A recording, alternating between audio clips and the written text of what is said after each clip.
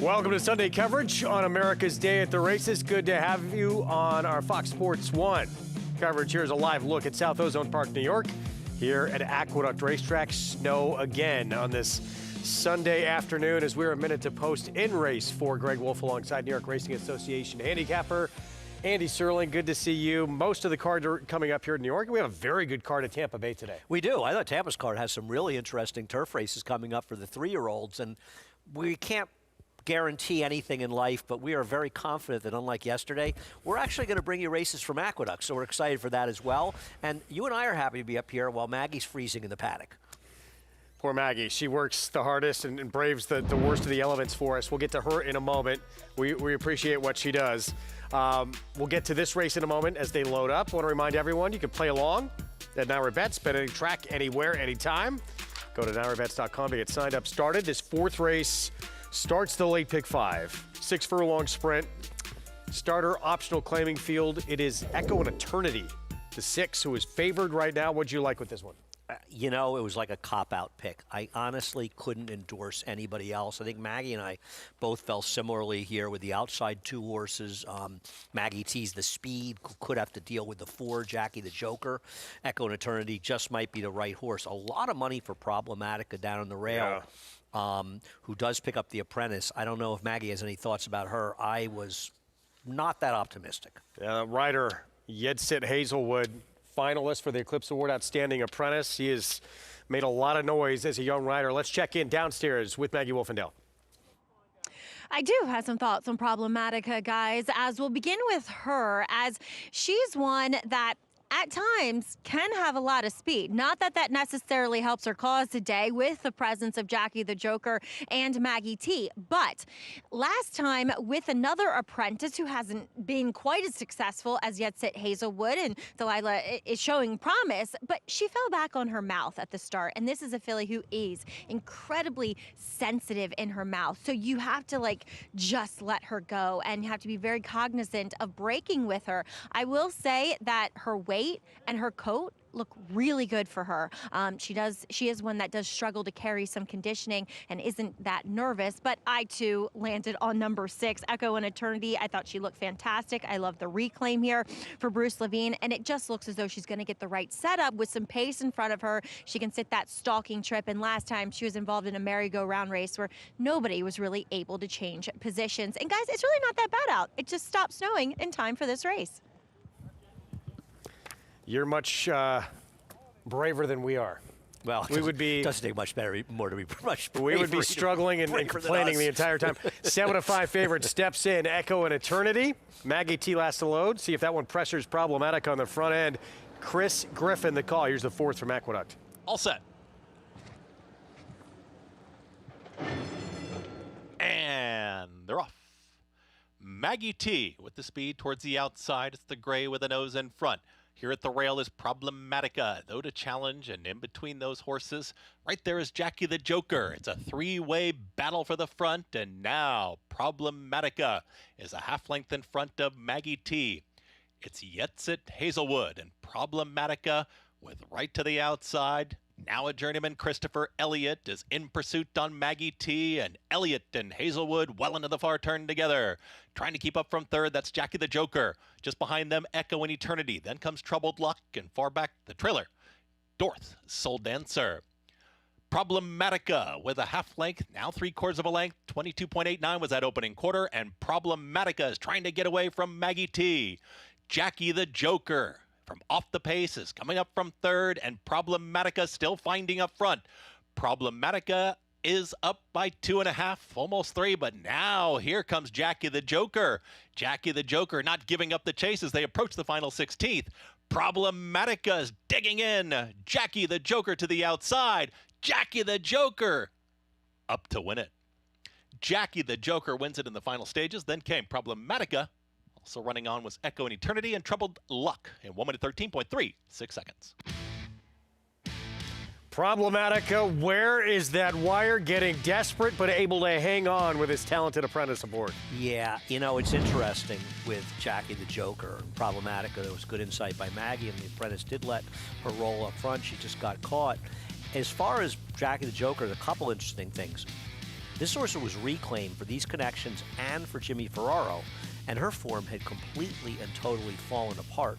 The other thing that's interesting about her is she's not a horse that's ever shown a particular ability to rate and win.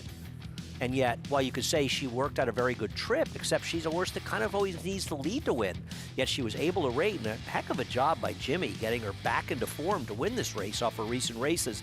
And I'm not saying that Echo and Eternity would have won it. I don't have any conclusive evidence the rail is bad, but I don't know that she benefited from Jose just sticking her on the rail there. Seems like most of the best running has been done out in the middle of the racetrack. I don't have a lot of evidence that the rail is bad. Yeah, 8-1 on your winner. Sorry, I'm in the twilight zone right now. 4-1-6-5. Ruben Silvera, just form had fallen off a cliff the last two starts from this mare. This is a horse that I've always kind of loved. I've just always sort of had an affinity for her, and believe me, I sat there and tried to make a case for her, but as you said, her form has gotten so bad, and even if you say she didn't want to go a mile last time, and the other problem was, with the presence of the 7 at the very least, it didn't feel like she'd make the lead, and I just had no confidence she could win rating. Well, I was wrong in all of that. 8-1. Here in the fourth, as the speed run down. Here's what's ahead, presented by Claiborne Farm. Late pick 4 begins next. Race 5, we'll have that for you. Muddy conditions here on this track on this Sunday afternoon. And Tampa Bay, fast and good, although keep in mind for race 9 to close things out, that race has come off the turf to close things out in that $16,000 claiming race. And there's a carryover in their pick 5 starting in race number 5. And I thought the 5 and 9 were the two you wanted in the last race, but you thought the 7 was a little more live. Yeah, I think the 5, I'm with you though. I think the 5's way the horse to beat. Way. Fourth at Tampa. 7 furlong sprint, $25,000 maiden claiming race, so all for sale for that price. We have a 1-2 favorite. We'll get to win, the 5 in a moment. Here is Uncle Bruce Rules, start number 2. Well, Uncle Bruce may be ruling, but I don't think the horse himself is going to be ruling. Was the debut, didn't get out good, but 61-1, really didn't run a step. I know you can wait, New Gelding. Yeah, the problem is it's never been in the dirt, and it's really not a pedigree that screams that he's supposed to be a dirt horse. Just a Flame will get Lasix start number 3. Well, hopefully the Lasix can move him up 20 or 30 lengths. He's been very bad those first 2. Chance on Me, 7 starts, has never hit the board. No, and the dirt races just aren't good. The big favorite, 2-5 here on Win. You got a horse that has absolutely no real speed. Now, there isn't a lot of pace here, so maybe he can be closer, but I think he's massively overbet. I agree. Silent Tone at 11-1 with Sammy Camacho. Now, this one actually has pedigree that he may be able to handle the dirt. I thought he was a little interesting. Here is Net Profit, second-time starter, who showed speed and then backed up in the debut. I don't understand why this horse is the 5-1 third choice. I thought he's my pick here, Net Profit. Yeah, it's a big number. And then Party Boy, first-time starter outside, 28-1. Well, an Ohio bred that's not taking a nickel. 2 minutes to post. Here in the fourth, via remote. With us on this Sunday card, let's go to Jonathan Kinchin. How you doing, JK? I'm good. I wish that people could see this setup I have here. It's pretty wild. Maybe I'll tweet it. It's a wild remote setup. Anyways, I agree with Andy. I really like Net Profit quite a bit. Net Profit, well, as much as you can love a horse at this level. Net Profit is one who I thought ran well enough. He was 6-1 on debut and ran kind of what you would expect a 6-1 to run. Ran 4th. So I don't think he underachieved in that spot. I think he ran right where we thought he would run. And then there's been 3 horses out of that race that have come back and run 3 Beyer points faster, 20 Beyer points faster, 14 Beyer points faster. And there's actually been another horse that's come out of there, Chaos Coven, that came in and won. I just feel like we're going to get a better performance than we saw first time. And I think that could be good enough in a group where a horse in Winnie is just entirely overbet. So Net Profit for me, the 7. It's part of it, I guess, why Winnie wins 3-5 too, is you look at the rest of the field. But there are a couple of interesting runners. The one you talked about, certainly the 7, and the horse trying dirt for the first time, at least somewhat interesting, right? Silence. I think the 6 of the 2 trying the dirt for the first time is one I prefer. I mean, the 2 has exposed form. If he can transfer that form from synthetic to dirt, he's absolutely a player. I look at his pedigree and see a horse that's really a synth horse, and a couple of them that tried dirt, falls from this dam, did no running, and optimizers, an English Channel. To me, this is really a turf pedigree, more a synth turf type, whereas Silent Tone, a tonalist from a dam that actually was kind of better on the dirt than she was. She ran a 62 buyer on the dirt and a 45 on the turf.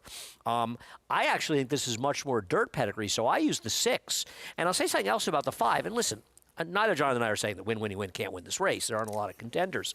This horse lost at 3-5, 2 back, and even money last time. So you're talking about a horse that's coming out of 2 races that she was supposed to win, or he was, excuse me, and he didn't get the job done. So he's already a failure in spots he looked best. And you talk about him, how far he's going to have to come from out of it. We'll see how slow this race goes because there's not a ton of speed, but he does come from way out of it. He also habitually has problems getting out of the gate. Very fair. Very fair. And, I mean, on paper, the 7's supposed to be loose. If Sammy Marin isn't planning on running the 7, and listen, things may have changed a little bit. They did get some showers because they are off the turf in one race, and the turf's listed as good. But we saw speed because we've been covering their races for 2 straight days. And I'm not saying it's a giant speedway, but speed's been pretty good the last couple days. Well, price finally starting to come down a little on net profit. Yeah, you would think the 7 is going to be leading the way in here after speed and backing up in that debut, and now Lasix for start number 2 with a bullet work in between. Quickest in the morning drill. Post time coming up real quick. Let's wrap up the race we just showed you to kick off the program here in New York. 8-1 on Jackie the Joker. I promise. Paid 18 and change, actually, with Problematica running second. And here we come. Ruben Silvera for Jimmy Farrar, as you mentioned, reclaim. And a bit surprising. I mean, if you had faith in this horse, you're brave. I really wanted to make them, and I'm always trying to make cases for Jimmy. And it's funny, thinking about Jimmy Ferraro, who always seems to do well here at Aqueduct. I have not run into Jimmy in the hallway. I usually seem to see him fairly often. I've not seen him lately. It's probably me that's hiding in my office. Or he's avoiding you. Or he's avoiding me, which I couldn't blame him for that. Race either, 5, start of the late pick 4. 6.5 furlongs, maiden optional claiming field. And 5-2 current favorite. Here's 2 ducks, Carlos Martin. And a horse who was forwardly placed going longer last start, now drops, but gets a little tougher company. Yeah, should be forward here, especially the 8 scratching. The 2 Slay Sadie Slay with Flavian Pratt will be favored by post time. No question. Hit the gate out of the beginning of that race at this level. Still ran okay early. I thought he was really green in there and would benefit from that start. I'm surprised, looking at multi-race bets, that Frankie Coffee Cake coming from Parks, the 4th choice, because I actually thought he ran well. He comes out of a very live race at Parks. Pratt with a huge day at Fairgrounds the other day. Oh, yeah, and Cherie DeVoe as well finished 1-2 in yesterday's Lecomte.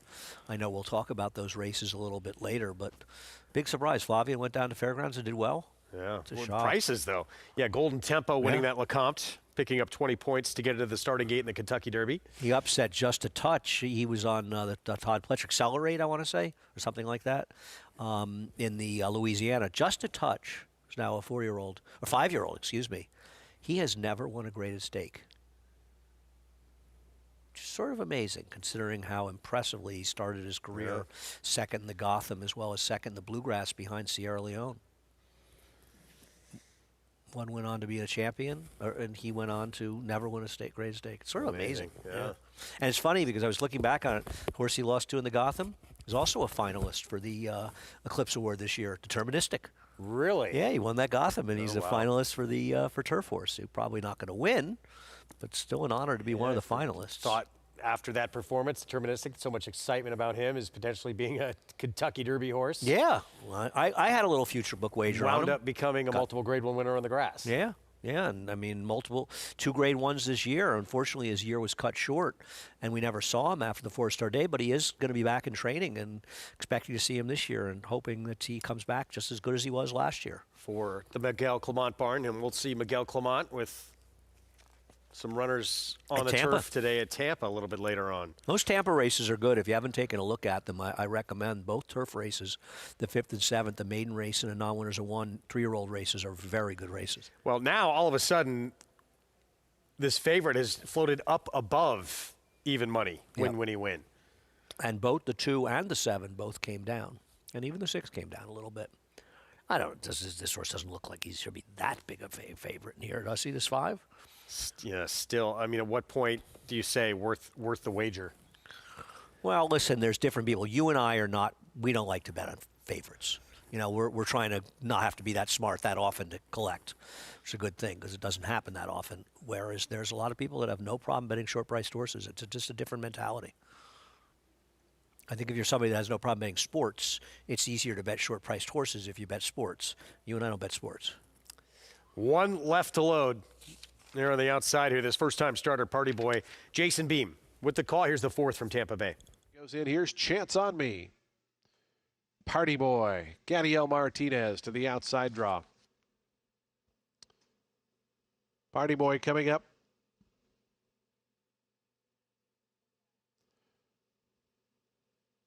Party Boy going in.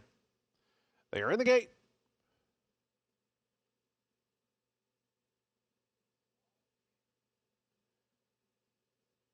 And the race is on. Looked like a bit of a slow start for the favorite Win Winnie Win. Net profit toward the outside away quickly. Just a Flame. Chance on Me between horses. And driving through down toward the inside. Uncle Bruce Rules is sent hard early on. But it's Net Profit, Just a Flame. Those two are the leaders. Win Winnie Win had to just tap on the brakes. It's been a tough trip so far for the favorite, who's right now back in 6th. Let's go back to the top here. Just a Flame, Net Profit. They're 1-2. Length and a half more back to the 2 inside runners. Uncle Bruce Rules. I Know You Can Wait. They're right together in 3rd and 4th. Between horses, Silent Tone advances from 5th. Then comes Win Winnie Win, who's out 4 deep. Outside of that one is Chance on Me, and it's about 10 or 15 more back to Party Boy, who's a distant trailer here with a half mile to go. 23.13 seconds into the teeth of that breeze, and Net Profit up on the front end pokes ahead in front of Just a Flame. I Know You Can Wait 3 wide. Win Winnie Win 4 wide, and losing a touch of ground to the leader right now is a length and a half behind now. Win Winnie Win's getting back on track a little bit. Those top 4 just covered a length and a half. It's 4 more back to Chance on Me, who advances into the 5th position. Silent Tone's back 6th. Uncle Bruce Rules has dropped out of it. Trying to run on from the back is Party Boy as they wind around at the top of the stretch. Net Profit narrowly in front of I Know You Can Wait, who's right there. Win Winnie Win out 3 deep. Net Profit into the stretch. It's Net Profit. Here's Win Winnie Win on the outside. I Know You Can Wait ducks down toward the fence. In behind that, Chance on Me. Net Profit. Win Winnie Win lugging in and about but still a half length back. Net Profit at the 16th pole. Now a length in front of Win Winnie Win, who's 2nd. 4 more back to Chance on Me. Net Profit. Samuel Marin to win it by almost 2 in the end. Win Winnie Win was 2nd. 3rd went to Chance on Me. 4th, I Know You Can Wait. Net Profit holds off that charge from Win Winnie Win, who clicked back down to 3-5 after the gates open. Net Profit graduates here at start number 2. The value of speed and the 5. You know, you watch these races, and it doesn't always work out this way, but you look at him on the turn. Daniel Santana, when Win Winnie Win was riding like for his life at the 5/16 ball, Sammy Marin was on the winner. He was just sitting chilly. Well, he was right. What a year it was, being forced to take over the stable, the passing of his father, Miguel Clement. $7.2 million in earnings, 62 wins. We talked about deterministic. We're going to see thankfulness for this barn when we come back.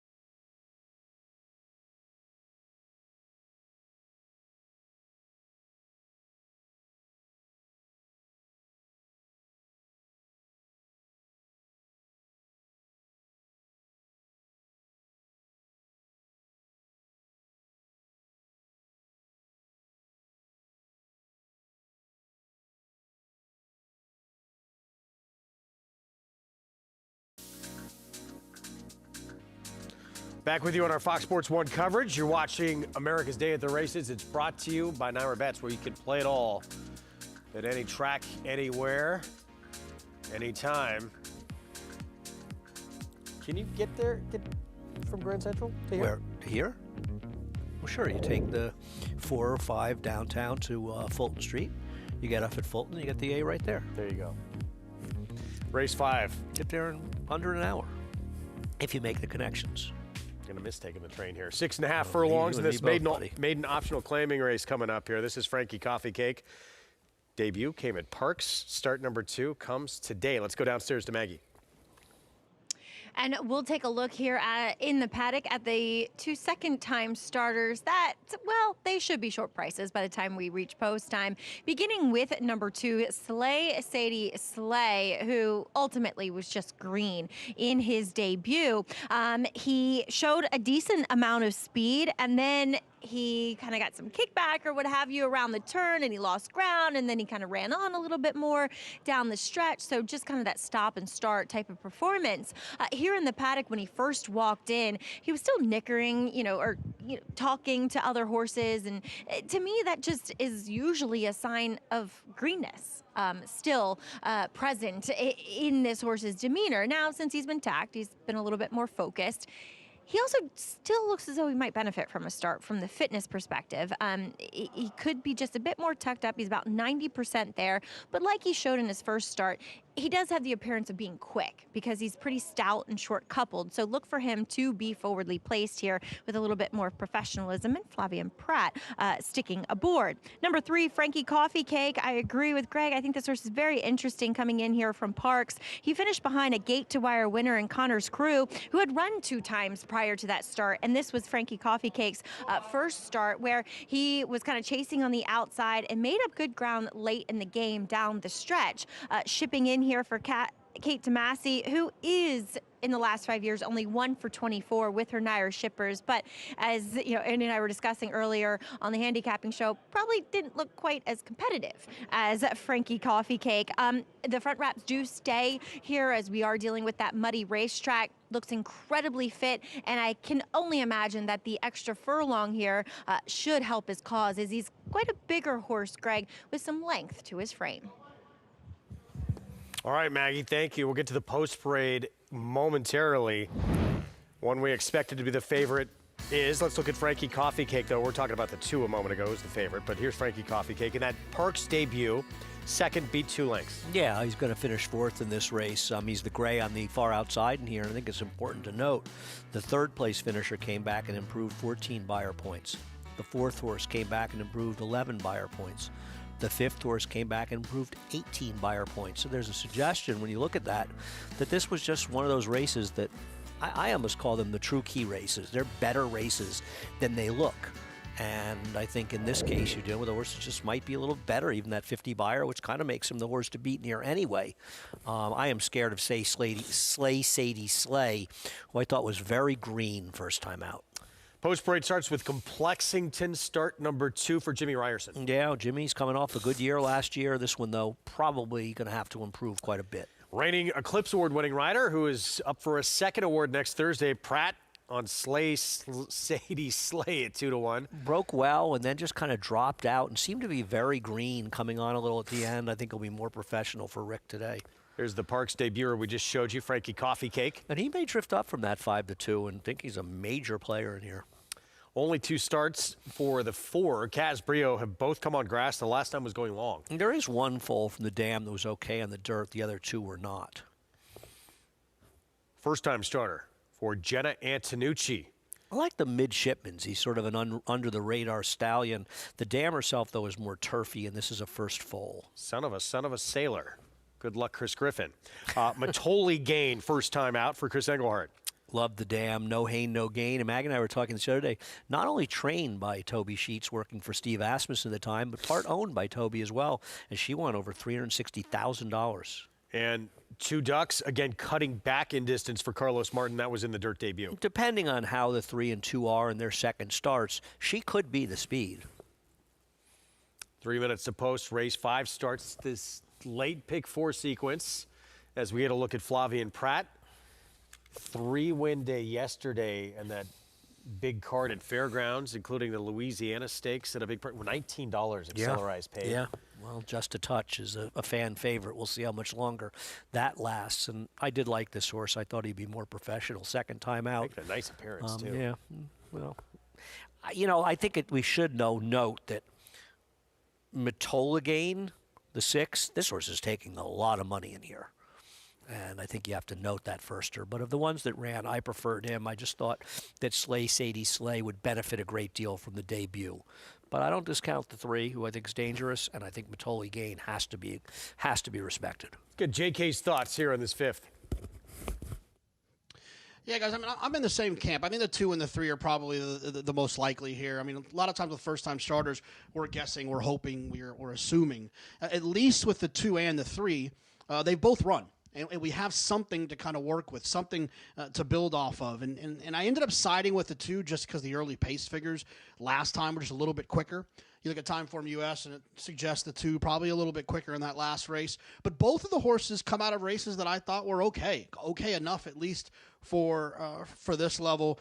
I'll go with the 2, Sadie Slay, who I thought ran well last time, considering there's been a couple horses that have run back that run okay, ran third, a couple of thirds out of that race. So at least it's a somewhat productive race. But I reserve the right to change my mind about the first-time starters if Maggie tells me so. Mags? You're safe, JK. Stick with number 2, Sadie Slay, though the board may suggest otherwise. But when it comes to number 6, Matolagain in here, and while I got a little welled up when looking up this horse's pedigree, as Andy mentioned, trained and owned by my late friend, or all of our late friend, Toby Sheets in here. This one just doesn't look 100% fit. Is quite a big size, has a nice engine to him, so might show a little bit of early foot. He does come in here with that bullet drill from the gate on the Belmont training track, but also wasn't acting like he'll be that quick. He was fairly laid back here, as he does wear blinkers for his first start. And we've just seen, maybe outside of Lucille Ball, who destroyed a field first time out and then really destroyed a field with her long-awaited return. It just feels like Chris's horses, generally speaking, benefit from a start. I just get the feeling from this guy that is going to be the case. As number 7, 2 Ducks in here, first try in a dirt sprint. I love the turn back for this horse, who is ultimately all sprinter in his frame. This is by far the fittest he's ever looked to, and he was very aggressive and sharp, and he has that nice outside post position. So look for him to be the speed here, Greg, unless somebody else decides that they are going to be quicker this time around. Yeah, you got an aggressive rider, a horse with turf sprint speed on the outside. The 7, 2 Ducks should be rolling 5-1 from that outside post. Yeah, but I think both the 2 and 3, and particularly the 2, are going to be more forward today.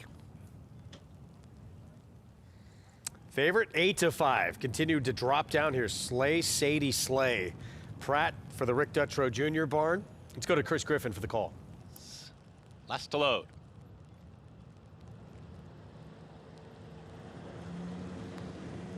Two Ducks goes in, all set.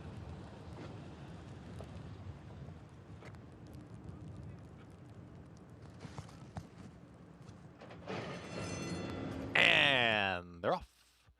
2 Ducks on the 4 outside is up front, and there's Matolagain also showing early speed, and these 2 hook up early. Just off of them in 3rd. That's going to be Frankie Coffee Cake, who's going to be happy to stalk the 2 pace setters, and a pace duel on the front end. Matolagain takes it right to 2 Ducks, and these 2 go at it early. Joining them towards the inside, Frankie Coffee Cake, and here comes Kaz Brio and the Red Silks with a move 2 from 4th. 23.45 for that pressured opening quarter. Just in behind them in 5th. Now 6, almost 7 lengths back there is Slay. Sadie Slay is followed by Son of a Sailor and the trailer, Complexington. The two-way battle for the front continues. Matolagain with a nose advantage. 2 Ducks is not going away. Frankie Coffee Cake wants off the rail, is looking to get out, but Kaz Brio is holding that position right now. That's the tightly benched quartet as they reach the top of the stretch. 47.66, a half-mile time. Mitole Gain is trying to stretch the margin. Two Ducks continues to give game chase here from far out of it. Slay Sadie Slay as Frankie Coffee Cake on the rail is taking the lead. Casbrio's not out of it either. Frankie Coffee Cake, a 16th left to go, but Slay Sadie Slay has run by him and won it. Slay Sadie Slay will win it over Frankie Coffee Cake, Casbrio, and Two Ducks in 1 minute 19.70 seconds. Calm as could be. Flavian Pratt on Slay Sadie Slay runs this whole field down. You could see once Flavian let this horse go, and I don't think it was that far back actually, but let him go at this point, that he was getting rolling. A good trip for the three who got through towards the inside, but too much of a head of steam for, say, Slay Slay, who you could see was coming motoring here and was going to be very tough to beat. You could tell in mid-stretch. Here in 5th, finally starting to get going. Some left-handed urging there from Pratt. Switches to the right hand there with a crop. This one just keeps giving more to roll by Frankie Coffee Cake for the victory. 2-3-4-7.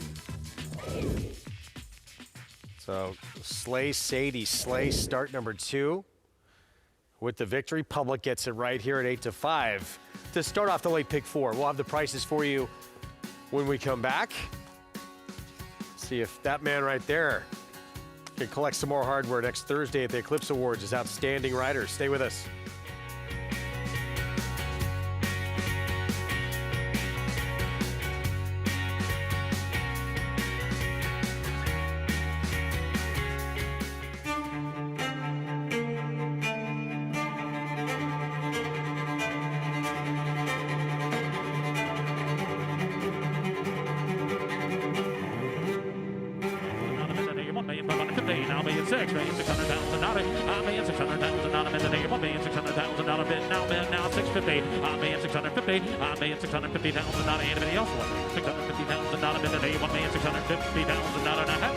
$1,600,000. Thank you. You bet with Nairobets. Bet any track, anywhere, anytime. Download the Nairobets app to play today and get a $200 deposit bonus. Watch live horse racing. Get expert picks. Boost your bankroll with weekly promotions and hone your handicapping skills with exclusive tips and tutorials. Download the Nairobets app now. Sign up now to claim your $200 deposit match bonus. You bet with Nairobets. In racing, bloodlines are kingdoms, and every kingdom needs an heir. Sired by Uncle Mo, Kingsbarns was chosen for greatness. An $800,000 two-year-old built like an empire. He defeated champion Arcangelo on debut, dominated the Louisiana Derby in his 3rd start, and achieved a defining victory in the Grade 1 Stephen Foster. Kingsbarns, where the line of kings continues. Witness history. Sandman is getting a little bit closer with Hypnus. Greatness. Here comes Cole Battle and Juan Vargas rolling towards the lead. And legends in the making. Cole Battle, the story continues. Cole Battle does it. Sunday, March 1st at the 2026 Rebel Stakes. Watch champions rise on the road to the Kentucky Derby and compete for a $1 million purse. It's all happening just a short drive away at Oaklawn Hot Springs. Plan your stay today and come join the fun. Back with you on our Sunday coverage on FS1. Live look at Tampa Bay Downs. Race 5 on the grass. Race 7 stays on the grass as well. That 9th, the finale here, that's the one that comes off the turf. This race at a mile.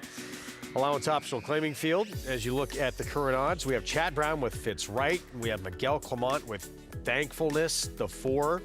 And both those two, as expected, taking a lot of money. Yeah, I mean, I guess Fitz Right isn't terrible. But, you know, you look sort of you look at the 4 beat Skywatcher, who finished 2nd by a nose behind that horse. I didn't particularly like the 4 Thankfulness, who I thought beat a terrible field with a very good trip last time. Eclipse Awards on Thursday night, and a look at the category for Outstanding Male Turf Horse. And Miguel Clement, we talked about the incredible year he had taking over for the passing of his father. Deterministic center stage in that story. and sort of fairy tale how it happened. Yeah, I mean, it happened to win the Grade 1 Manhattan and Belmont Stakes weekend just after Christophe unfortunately passed away. To close out the meet. Yeah, no, that was a great moment. And he's a very cool horse, and he's a horse that got better when they were more aggressive with him. You know, they found out. But he did win the 4-star Dave, not in the front end. He actually stalked in there. And, you know, it was an exciting moment. It really was. You see his part owners there, Steve Dunker. You see Kevin Warsh as well. Very happy, and a very happy moment, you know. And I remember talking to Dunk about Christophe, and he and Christophe were close for years. And he said, well, I'll keep owning horses, but without Christophe, it just won't be as much fun. What a huge loss for the sport, but his son has been just incredible in a tough spot, taking over the barn. Here is Miguel on Deterministic. Deterministic's been top class from the very beginning. He started the season as a dazzling winner of the Fort Marcy, and we're able to use his speed a bit more this season. And since then, he's been undefeated on the grass, and it's been spectacular, winning a Grade 1 from a mile and eighth to a mile, cut back in distance. Not sure he's got many distance limitations. He's just top class. It's a privilege to be with him, and he makes all of us look very good. This year, he's coming back in a big way. We're excited. We're actually more than excited. And we just need to do everything we can to make sure he lasts the entire season, because he's top class. So it's our job to make sure he's in good hands. I think we're going to follow a similar trajectory as last season. And in terms of bringing him back, I think Keelan makes more than likely the most logical option. No, we love to hear that he'll be back in action because of what a great story he was. And we really, I believe the Fort Marcy, we really saw him emerge and thought he was going to be something special. Yeah, I know he'd had a good 3-year-old season. Christophe kept saying, you know, after he ran so well in the Gotham, but he just disappointed badly in subsequent starts to Wood Memorial and the Peter Pan.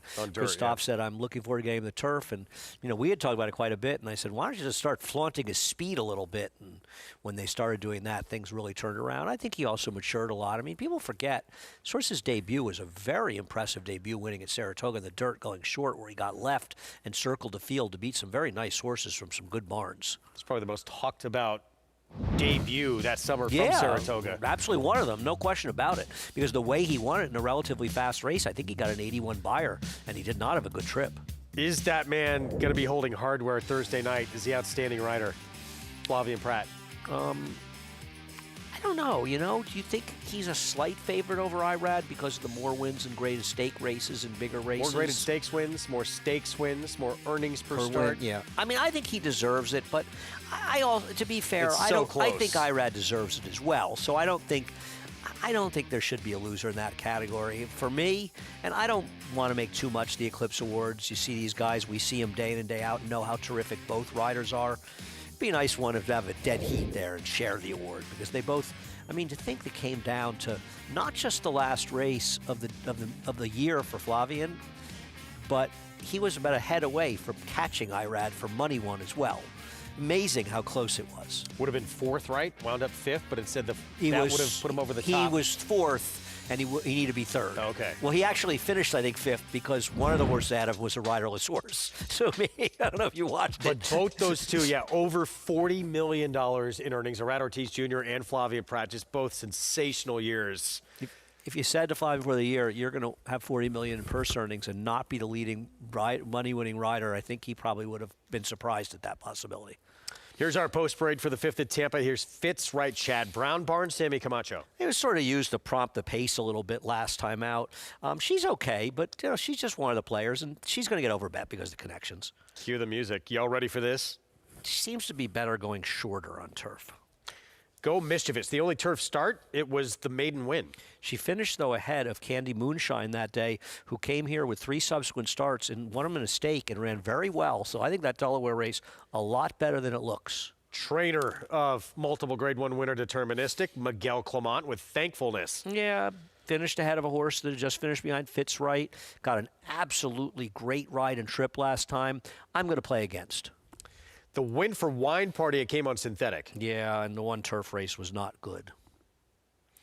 Mobella Dream at 17-1, getting Lasix. Well, Motown's an effective turf horse, the sire, and the second dam is European turf, but it's really more of a not a good turf on the first side, I should say, sorry. First on grass, for the 6. Floco went by, whose turf efforts only turf effort leaves a lot to be desired. Fly Life we just saw. This horse does not have turf pedigree.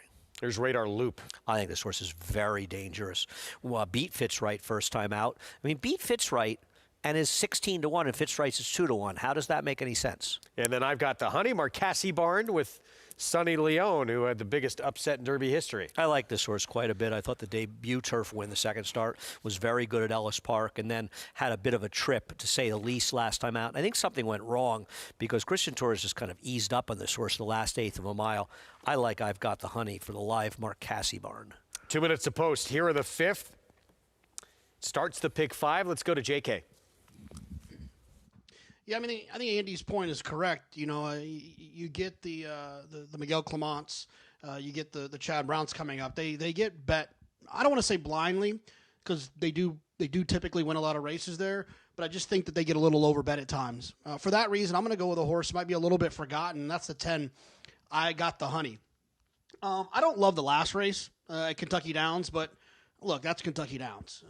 If I want to dismiss a race that happens at Kentucky Downs, I just say, oh, it's Kentucky Downs. If it's a good performance and I want to keep it going, I say, wow, that horse won at Kentucky Downs where everyone was pointing for a lot of money. My point is I use it however I want.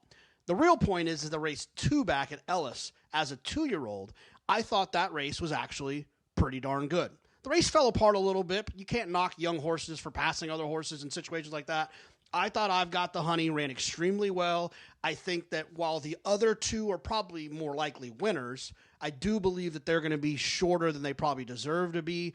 I'm going to go with the 10. I've got the Honey, hoping they can tuck in, save ground. Sonny Leone just has to ride this horse like it's Rich Strike. He's about the same price as 1 and 4. I actually think he's the most likely winner of this race. And I also thought his Kentucky Downs race wasn't that bad. He was very wide the whole way around the racetrack, and something went wrong in the stretch. He didn't steady in trouble. He was steadying and kind of pulled up on him when This is the the horse win at wasn't Ellis, running. though. This is the win at Ellis. And, you know, you see these figs at Ellis, and a lot of times the 2-year-old figs, they come up very slow, and then these horses, you know, as the time progresses, they prove to be much, much faster. I thought it was very impressive, as Jonathan did. I don't agree. I think he's the horse to beat. Now, I don't think 5 to 2 is any great shakes. He's a much, much bigger price in multi-race bets, and I was kind of hoping that they would really go into the Chad and Miguel horses and let this horse drift to too big a price. To me, 5 to 2 is no bargain on him, but I think he's the horse to beat. I don't think it's a value situation. I think at the same price, he's a better bet. I just was hoping to get a better price, but you're always hoping to get a better price. Meanwhile, the favorite remains Miguel Clements' filly, Thankfulness. Wanted first asking at a mile. Was very far back to get up and get the victory. Yeah, but this horse was able to save ground every step of the way. And you see angling out there as the number 3 horse, and behind horses in sort of the bluish cap, is able to find a seam and get through. Now, I'll give this horse some credit for professionalism first time out, because it's not a huge seam, and a lot of horses will be a little intimidated going through. But if you look at it overall as a trip, you couldn't have gotten a better ride and trip. And you're also talking about a race where 5 horses were wired together. And in general races, and now I'm going to cancel my win bet in the 10. I have no interest in betting that horse at 2 to 1 in this race. I think it's preposterous that she's 2 to 1 in here. But I do think she's the horse to beat. But I don't need to bet 2 to 1 shots and 10 posts. And then let's talk briefly about the other of this sort of big 3 in the race here, the horse of the rail for Chad Brown. Fitzwright wins second time out at Meadowlands, and then goes into a stakes race, which we could sort of forgive after going to the bench off that. I don't know this for a fact, but the fact that this horse was forward and prompt in the pace, and Deep Learning is another Chad Brown horse, I would guess that a horse who was inferior in there and was almost 25 to 1. I'm not saying this horse is a rabbit. They weren't flying up front. But I do think that there's an argument that this horse was certainly going to make sure the pace was a little, not a little more honest for the favored Deep Learning, who won. There's no Deep Learnings. I don't think so. In this field. I don't think so. So should be a more realistic spot, and is going to get the right kind of trip right away from that inside post. And we'll see if maybe takes a step forward at all for the 3-year-old debut. The overlays on the board are both the 3 and particularly the 9. These horses are too big a price. And then, 9 to 1 on Go Mischievous. It was a soft turf course at Delaware to win at first asking. But it's Thankfulness who has remained the favorite throughout the 4 for Miguel Clement. Pablo Morales aboard for the win. He's back aboard today. Let's go to Jason Beam for the call. Race 5, Tampa Bay Downs.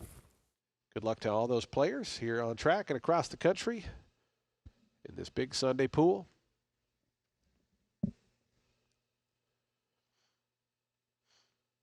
Radar Loop, Daniel Centeno for Mike Deeney in the Valley Brit colors. Black and lime. I've got the honey. Quintessential Racing Silks for trainer Mark Cassie and jockey Sonny Leone. I've got the honey goes in. They're in the gate. And the race is on. Thankfulness got away in pretty good order. There comes Floco toward the outside, along with Fly Life. Those are the two that are going to go on best, with Go Mischievous down toward the inside away in third. Thankfulness settles fourth. Right to that one's outside. Wine Party advances from fifth. Far outside, Mobella Dream going to be 4 deep here as they run into that turn. Down to the fence, Fitz Wright came away in seventh. Right outside of that one comes Radar Loop in the 8th spot. Down along the fence, I've got the honey worked over to the inside from that outside draw is second last. And y'all ready for this is the trailer. As they work through that turn, and a big flock of birds fly right in front of them. And the leader is Floco. 24.05 seconds for Floco, a length in front. On hold there is Fly Life toward the inside. Out wide, Wine Party. Go Mischievous stays glued to that fence in fourth, 2.5 off the top. Length and a half more to Mobella Dream. Fits right to her inside. A length and a half after that to I've Got the Honey, who advances inside of Thankfulness, who's gotten shuffled back a few spots there. Is joined on the outside by Radar Loop. Y'all ready for this? Still the trailer. 3.5 furlongs from the money, and Floco. Jose Ferrer led throughout. 49 seconds. They've had that wind right in their face as they go up the back stretch. They'll get it down the home stretch, though. Floco, a length to the good. On the outside, Wine Party. Pushed along a little bit there is Fly Life. Meanwhile, down to the inside, Go Mischievous. Still traveling pretty well. Fitz Wright's given the cue. I've Got the Honeys trying to wind it up with Thankfulness. The favorites are 5th, 6th, and 7th right now as they come around to the top of the stretch. Floco still in front. Floco cuts the corner. Down the outside, Fitz Wright trying to get into gears now up to second with Wine Party. I've Got the Honey trying to follow Fitz Wright, who grabs the lead. Fitz Wright by the 8th pole. Battling on to the inside is Floco. Then comes I've Got the Honey, but Fitz Wright and Sammy Camacho take off for home. Fitz Wright 5-2 to start the late pick 5. They want it going away by 5 in the end. Second ended up pretty close there. It's between Floco and I've Got the Honey. After that was Wine Party and Thankfulness. No doubt about it here. Fitz Wright, 3-year-old debut. Easy time with this group. This is a different Fitz Wright than we saw last year. This horse had absolutely no acceleration whatsoever last year in these races and just was a completely different horse. Getting it done today, got a good trip. It was just an hour the best. Bad performance by my 10, who had no excuse not to get at least second, and actually got a very good ride in getting there. Nothing from the 4 at all. 5-2. And this was ridiculous. This horse was a week the best. Still going. So much the best, it's absurd. Big improvement in the 3-year-old debut. We see that barn get them to improve quite a bit when the calendar changes as we get back to New York for a 6-7 minutes to post $20,000 claiming race. 7 furlongs. Man, we have a 4-5 favorite in lots of trouble. Linda Rice, first off the claim, claiming away from Hall of Famer Todd Pletcher. And she'll have Flavian Pratt aboard. It looks to go back-to-back. No, you've got... This horse was always going to be a short price in this race. I don't know. I try to beat her, though, with Remy's Moon. Let's go down to Maggie. Yeah, we'll check in with lots of trouble here. First off, the claim. I have some problems with this horse being the favorite. I get why he's the favorite. It's Flavian Pratt, it's Linda Rice, it's fastest race coming in here. But he was part of a 4-horse photo, and honestly, he got the best run of the race, making the last move, and therefore it being the winning one. So, and two, I kind of question the overall informedness, I'm making up a new term there, of that field overall. So he looks fine in here from what I'm seeing. No real improvement or, lack of improvement, I should say, here in the paddock. So I just don't like his running style necessarily for this race either, for the fact that he's a deep closer and it doesn't feel like there's an abundance of pace in here to at least keep the outside horse, who we'll get to, honest, checking in with number 6, Remy's Moon, who is not devoid of speed. Like the aforementioned, Lots of Trouble. Remy's Moon, actually, probably one of the better times I've seen him. He's not the biggest type. He is a bit of a smaller, slighter frame, kind of more fine-boned, if you will. But his weight actually is good for him, relatively speaking. He's very bright in his demeanor, very aggressive here in the paddock. I like to see that from him. And hopefully he gets an aggressive kind of warm-up, because the last time I saw him, he did not get such, but granted, that was against some tougher company. I do think he's a logical player, but number 7, Looms Boldly, was a big price up there. I suppose that could be a negative sign. Does feel as though he's the lone speed in here. And the last time he was at this condition, at this distance, he was able to win. Granted, it was a track very kind to inside early speed, but again, it does not feel as though there's anybody to necessarily put any pressure on him today. He looks good here in the paddock, like what I'm seeing from him as we have jocks up here. Greg?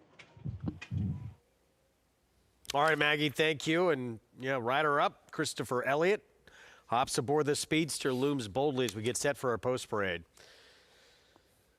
He's the speed, but Maggie likes him more than I do, but maybe she's right. We'll start with this one here, Glint. Coming onto the racetrack here for Amira Shishakli, comes off a win against significantly easier, wins for 10,000, now jumps up to 20. Yeah, I mean, I'm surprised this horse is only 11-1, to be honest with you. Would have to improve immeasurably to win here. 4-5. So here is Pratt looking to go back-to-back for the dominant barn of Linda Rice. I agree with Maggie. You're taking a horse at a short price that has to come from well back in here, but you're also taking a horse that has speed figures that make him the horse to beat. 10-1 here. Lost in Rome, Wayne Potts barn. Best thing is going for him is how hot the Wayne Potts barn is, but if he couldn't beat Life and Life last time, I don't know how he's beating this field. That barn, though, on an incredible roll. Brew Pub, 7-1. For Eddie Barker? Doesn't like to win, but he is a horse that likes moisture in the track and can certainly get a piece of the price. Remy's Moon, slight cutback in distance. I like this horse cutting back. I thought he was part of a pace that kind of fell apart in a tough spot last time. I like his chances today. And 4-1 on the speedster outside Looms Boldly. If you want the controlling speed, it's him, but I thought he took advantage of a bias, and I don't like his overall resume other than that race where he took advantage of an enormous bias. All right, so back to Remy's Moon. This 3-time winner. Tried a mile last time out. Has faced, probably better company than most everyone in here. Yeah, yes, but what worries me about him, and I picked him because I thought he'd be second choice, was he's an ex-David Jacobson horse. And I don't like horses claimed from Jacobson in general. Their records are not great. And this horse they claimed for 50 who's now in for 20, so he's a give up, and that bothers me a little bit. But maybe they're just trying to win a race, get him claimed, and moved on. Hopefully that's the case, and he does have more speed than the 3, so he should be more forward. No question there. 3 is going to be nowhere close. No. Early on. But that didn't keep Pratt from winning the last race. Right. I mean, you saw the last race, and you see that, and we're dealing with a very fair racetrack out there. Just because there's some moisture in it doesn't mean the track isn't fair. And other than there was a period of time where we had some biases, but in general, these tracks have been very fair. And you have to give a lot of credit to the crew here to be able to keep these. I mean, look at the weather situation. The snow yesterday, more snow this morning and overnight, and the fact that you get a fair racetrack in these conditions, not an easy thing to do. Lots of trouble. You just saw Pratt aboard. The 6-5 favorite appears to be on his toes. Let's check in with Jonathan for more. Yeah, I think the 3's going to win. But I agree with Andy. Probably a little bit overbet, a little bit shorter of a price than I would prefer. I'm going to give, and it's reluctantly, because it felt like he's seen better days, I'm going to give Looms Boldly a little bit of a shot here. I think he's drawn well. I think he's going to appreciate maybe getting to go a little bit slower, more controlled on the front end. I just think that he's a little sneaky in here. I thought he ran much better than I expected he was going to run last time in the mud going 5.5. And he's got some back races that if he can just sort of find a comfortable spot in this race where he's at, I think he could be kind of interesting in here. I just think that he's one of those that's got that weapon that it's hard to argue with. Like I mentioned, the 3. Lots of trouble. Seems like they're going to be very tough to beat, Mags, but I'm going to try to do that with a horse I think is going to be in front of Lots of Trouble for a pretty long time in the race. I saw it the same way, JK, but while I'm not picking your favorite, just maybe a little bit more reason to like his case is that he might show a bit more speed, and I say that, with a grain of salt. It sounds like he's going to be in front, but I just feel like he's going to be a bit more forward and in contention in this field than what he has in the past. And that partly could be down to training styles. And obviously, I've watched both these trainers very closely for a long time and how they train their horses. And Todd generally puts a lot of miles into his horses. That's why he's so successful getting horses to stretch out.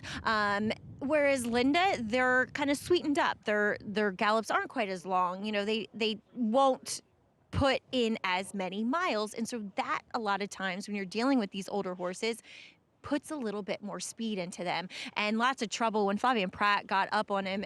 We saw him come to life. He was really on his toes. He's very animated in the warm-up, and Flavien did give him an aggressive warm-up too. So look for him to at least be a little bit more in contention. Greg? All right, Maggie, thank you. 4-5 now, lots of trouble. Here's the bet I'd like to make. I'd like to bet that Brew Pub finishes in front of Looms Boldly, and he's twice the price. That's my bet. You are way against the speed here. I am. I'm ready to be wrong. I'm ready to be wrong. I'm not sure my horse is going to win. I think the 3's the horse to beat, but I do not like the 7. I don't like that horse at 7 furlongs. I don't think speed is. I think speed's fine, but I don't think it's carrying on this track, and I think he needs all the help he can get. And as hot as Wayne Potts has been, and he's been on an incredible roll, 57% of the meet, his 4 is taking just about no money here, so not a great sign. 4-5, the 1 to beat. Lots of trouble. The 3, Pratt looking to go back to back. Let's send it upstairs. Chris Griffin, the call. It's gone in. Brew Pub.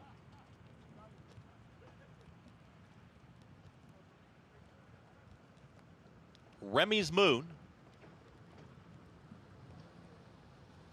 Looms Boldly. Is in. All set.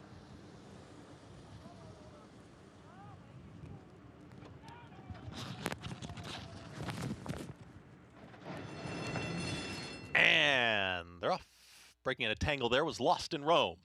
Looms Boldly right to the front with that front running style, and Looms Boldly is well clear and does it easily. Looms Boldly is now up by a length and a half, almost 2, is switching to the outside. That's Glint, is in hot pursuit here from second. Just following them is Brew Pub in third. Further back in the field is Remy's Moon. Is now moving forward, is taken fourth. Manny Franco is still 6.5 off the leaders. Towards the back end of the field, lots of trouble, and the trailer after the beginning is Lost in Rome.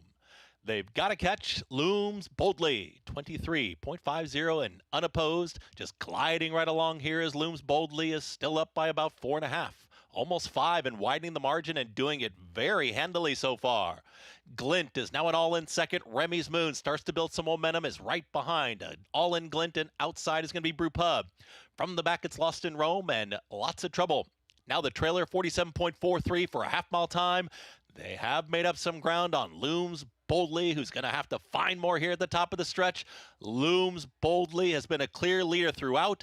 Remy's Moon is switching to the outside to chase that leader. Lots of troubles running on 2. Looms Boldly is looking for the line. Here comes Remy's Moon. Manny Franco to the outside. Looms Boldly's almost there. Remy's Moon trying one final time up to win it. Perfectly timed there. Remy's Moon over Looms Boldly, and finishing third was Lots of Trouble in 1 minute 26.06 seconds.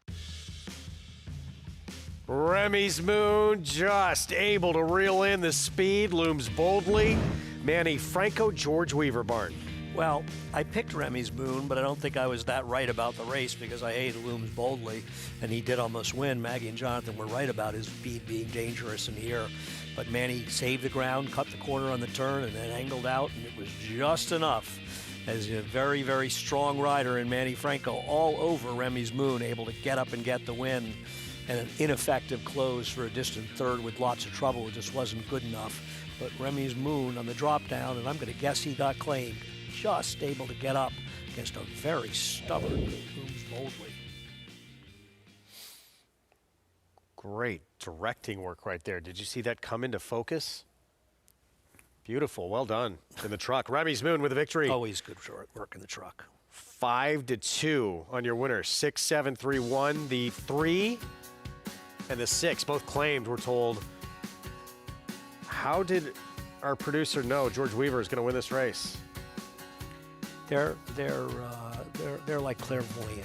We're not going to use it, but our tease to break was George Weaver's Cypher, who we'll talk about coming Couldn't up. have been Mitch Levitas.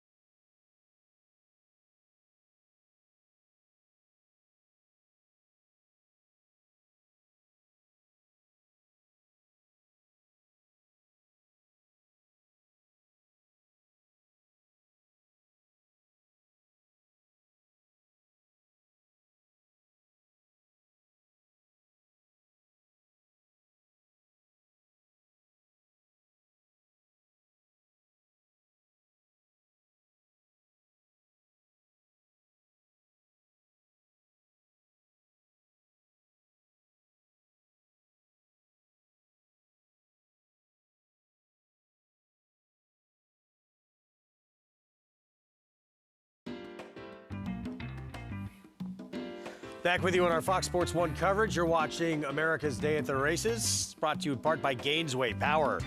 Passion, performance. Remy's Moon. We'll get to in a moment. He just ran down the speed at Aqueduct. Meanwhile, Fitzwright, Chad Brown, Sammy Camacho, impressive 3-year-old debut. Really seems like this one has turned a corner. Winter Circle lead-in brought to you by the Facing Tipton Kentucky Winter Mix Sale. Scheduled for February 9th in Lexington, Kentucky. Enter now at facingtipton.com. And returned $7.40 for the win. I mean, she was motoring well past the wire, too. She probably, more ground might be right up her alley. I would be scared to be betting against the Chad Brown horses if the bad ones in the barn are running this well, coming back as 3-year-olds. Because this horse, he's probably got 12 3-year-olds that are better than this horse, at least coming into the year. This was a huge turnaround performance for that horse. Meanwhile, back to New York. Good call, Andy. Remy's Moon, The Victory, Manny Franco, George Weaver, Swinbank Stables. Yep, able to get the job done and no longer in that barn. Yeah, this one and the 3. Top 2 choice on the board claimed, moving to new barns. And poor Looms Boldly led every step of the way until when it mattered most. He did. Jonathan and Maggie were right about him. I was not right about him. I did not like him. Thought he was a faint-hearted horse that would have trouble. He had that pace advantage, and I knew he did. And I still didn't like him, but he ran better than I expected today. A tough beat for him, for sure. $7.68 for the Victory. Lots of troubles. The even money favorite has to settle for 3rd. And a healthy pick 3 right there. for $111. Yeah, to have the first winner was not an easy horse to have. Race 7 furlongs, condition $20,000 claiming race here for 4-year-olds and up, and another even money favor right now. Wow. This is ridiculous. even Last money man shot. standing getting pounded. All I know is every time Linda Rice gets pounded and they don't look that short on the board, they all win. But it's Flavian Pratt, And, too. yeah, guess who's aboard? Yeah. I'm betting Epitaph. Period. All right, we'll get Andy's reasons why when we come back. Epitaph moving to the Gregory Sacco barn. Turf sprinter turned champion juvenile filly, potentially Cy-Fair Breeders' Cup juvenile turf sprint winner, up for an Eclipse Award. Stay with us.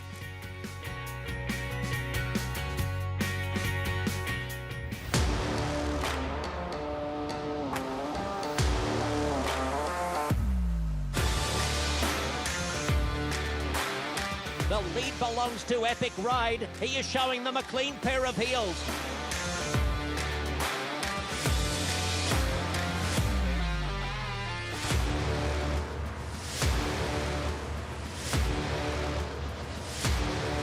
Eclipse champion Blame, standing at Claiborne Farm.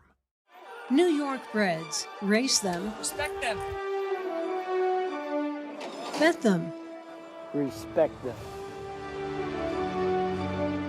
Breed them. Respect them. Buy them. Respect them. Train them for a second career. Respect them. Join us in respecting thoroughbreds at every stage of life. Learn more at nybreds.com.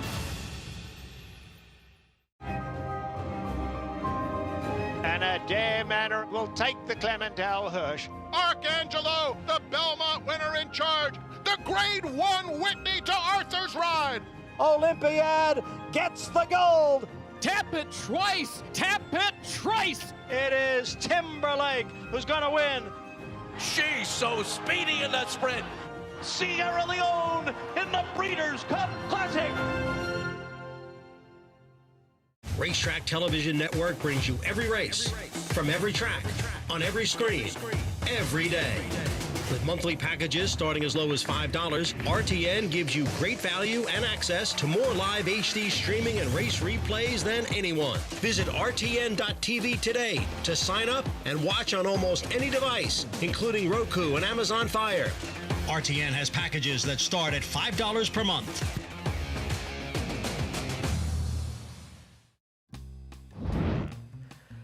Back on America's Day at the Races, special night in our sport on Thursday with the Eclipse Awards. Champions will be crowned in the 2-year-old filly division.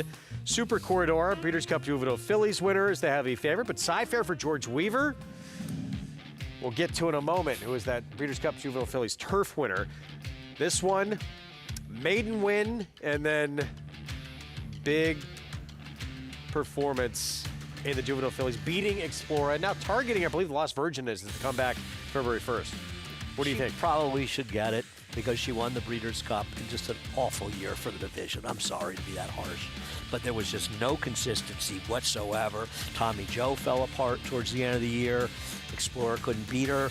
I think Cy-Fair is just a preposterous choice. She's a very neat turf sprinter, no knock on her, but I don't think turf sprinting 2-year-olds should be getting Eclipse Awards. And I think Super Cordoba just deserves it because she won the Breeders' Cup in an extremely disappointing year. And my guess is that the Kentucky Oaks winner and the horses we see this year will not be the ones that are on that list right now. All right, we will wait to see about that. Meanwhile, with more on Cy-Fair and her credentials, let's go to Maggie. Yeah, I mean, I have a little special place in my heart for Cy-Fair. She was one of my 2-year-old reports that I liked going into the season, 2-year-old season at Saratoga, which there's always so much anticipation, and she delivered. I love the way she runs and attacks the ground. You know, she just kind of wants it more. And then, obviously, suffering a defeat in the Bolton Landing, but then would go north of the border and take down males in the Algonquin in a kind of different style. And, you know, same thing for the Breeders' Cup Juvenile Turf Sprint. Though I am of the same mind as Andy that these awards should not necessarily go to turf sprinters because arguably they are the easiest types of horses to train. Now, yes, obviously every horse is an individual and they all present their own different challenges and talents, but when it comes to turf sprinting, you're dealing with the most forgiving surface and all you have to do is kind of keep them quick and fast. So, yes, I agree in a way that Super Corredora is the likeliest and most deserving 2-year-old champion filly, but not to say I'm not going to be rooting for Cy Fair, Greg. She was a cool story, no question. And we're looking forward to seeing more of her, but Super Corridor is going to win that award. Yeah, and she should win it. And I like Cy Fair. She's a really nice horse. I like her. I like Zany for the 2-year-old fillies. They're now 3-year-olds. I like her. This race coming up, a big one here, mile and 40 yards, a big race for one horse in particular, who's the 2-5 favorite, and that's the return of Garamond, who was sensational back in April of last year. We did not see it after that, though. Beat the greatest horse of all time. Cornucopian, and what was a 3-horse field? Broke his heart and sent him to the shelf. Out of the dark here, the 2 for Tim Padilla. He still may be in the dark in this race. The very quick Todd Chero, 5-time winner. The 5 scratch, this one's the speed, but I don't think Garamond's going to be too far behind. There's the 3, Todd Chero, who the moved back to dirt last start and did not run well. I'll bet his sire is Buchero. Nailed it. Does not appear to be as quick on dirt as synthetic. Here's Garamond. So that 99 buyer, huge when beating the highly regarded Cornucopian back in April. I was kind of surprised that Chad was looking for a return going long. I thought he was better shorter. And Twilight Dancer here on the outside, who has not been on dirt for a while. He's going to have to improve over those 70 buyer figures he was running on the dirt if Garamond shows up. Garamond fell apart last year, right? He didn't handle the slop in the Pegasus, but then his Amsterdam was a complete and total disaster, and he was eased. Something obviously went wrong, but if he's able to run back to a couple of those races, the Gotham and the Cornucopian race, there he is. There he is. The horse outside of him. So here it is. So this is the reason why there's so much hype about this horse, Garamond. And he ran huge. Obviously, Cornucopian was so highly regarded, lightly raced. It was a 3-horse field, though, and it was a day that speed was a huge advantage that day. And arguably, the rail was very good, an advantage that day. Yeah. And that's the one race where he has that huge figure. I agree. Now, but his Gotham's probably good enough to beat this field also. True. So if he can run his Gotham, he can win here. I agree. He's got some questions to answer. Listen, Chad's always liked this horse. I remember he told me before his debut, I'm going to run him at Tampa. He's going to break his maiden. I'm going to come up in the Gotham and run him there. He also told me before this allowance win, he said, I think I'm going to beat Cornucopian, but he's an optimistic guy, and you have to be in that business. He was right. But the rest of his year was a complete disaster. So, what are we going to get here? I was surprised that Chad looked for a distance race for his return around 2 turns. And he probably went to Tampa to get the 2-turn race because I kind of wondered if he might be a better horse going a little bit shorter around 1 turn. But Chad knows better than I do. And, if you pick it apart a little bit, wet track didn't perform and a Triple Crown prep. And then a grade 2 in the Amsterdam where we didn't see him again until now. And that was in July. So something went wrong. Right. So really, you can make big-time legitimate excuses, at least, for both those performances where his form did fall away. Yeah, it's just you look at this field, and, I guess the second fastest you've got August Rain on the rail, whose best figure was at Hastings in the slop, and Out of the Dark, whose best races were at Canterbury, and not trying to knock those tracks, but a horse like Garamond is probably going to win. Interestingly enough, the second choice is Twilight Dancer in here, whose dirt form is terrible. What is it? It's not like a synthetic form is that good either, to be honest with you. I think if you're betting against Garamond, you just don't think Garamond is going to show up and run his race, right? It's just hard to find someone even if, and maybe he's not the horse that we saw in that April win, but as you said, even if he's not that horse, it's still tough to find someone who's going to beat him here. I actually thought he ran very well in the Gotham when he finished 3rd. For a horse off a maiden win, that was a tough field. Fledzone ran extremely well in there. I thought Sand Devil was in great form back then. That was a good effort. And then he comes back and beats Cornucopian. At that point, you're thinking, I could have a horse for the Haskell, right? And that's what Chad was thinking, setting him to Monmouth. Then it rained, things went wrong, and just got worse from there. And obviously, there were some issues. What they were, I do not know. I don't, not my place to ask, to be honest.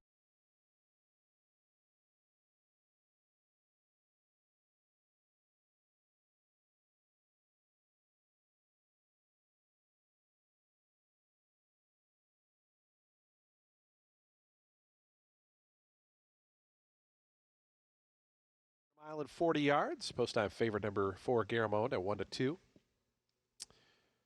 Here's August Rain, the British Columbia bred. We have some geographic diversity in this race. Out of the Dark, Minnesota bred to gate 2. Representing Florida, Todd Caro to the 3rd stall.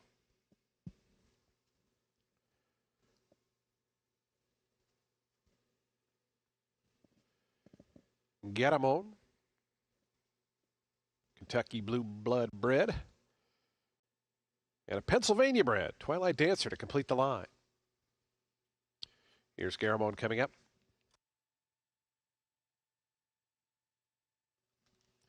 Twilight Dancer.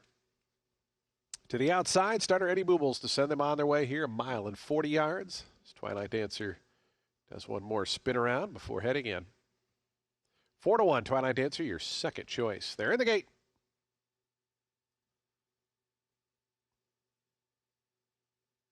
And the race is on. Twilight Dancer hopped at the start.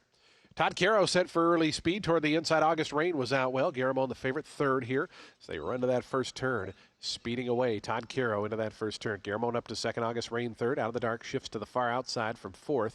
And Twilight Dancer, after the bad beginning, is 5th in the trailer as they roll through that first turn. It's Todd Caro, Daniel Centeno. Front by 2 to Garamond in 2nd. Out of the Dark, now back a spot is August Rain, who's 4th. Twilight Dancer continues at the back. So they start that backstretch journey, and at 8-1, it's Todd Caro through an opening quarter, 24.45 seconds. Garamond is 2nd, now a length and 3/4 behind.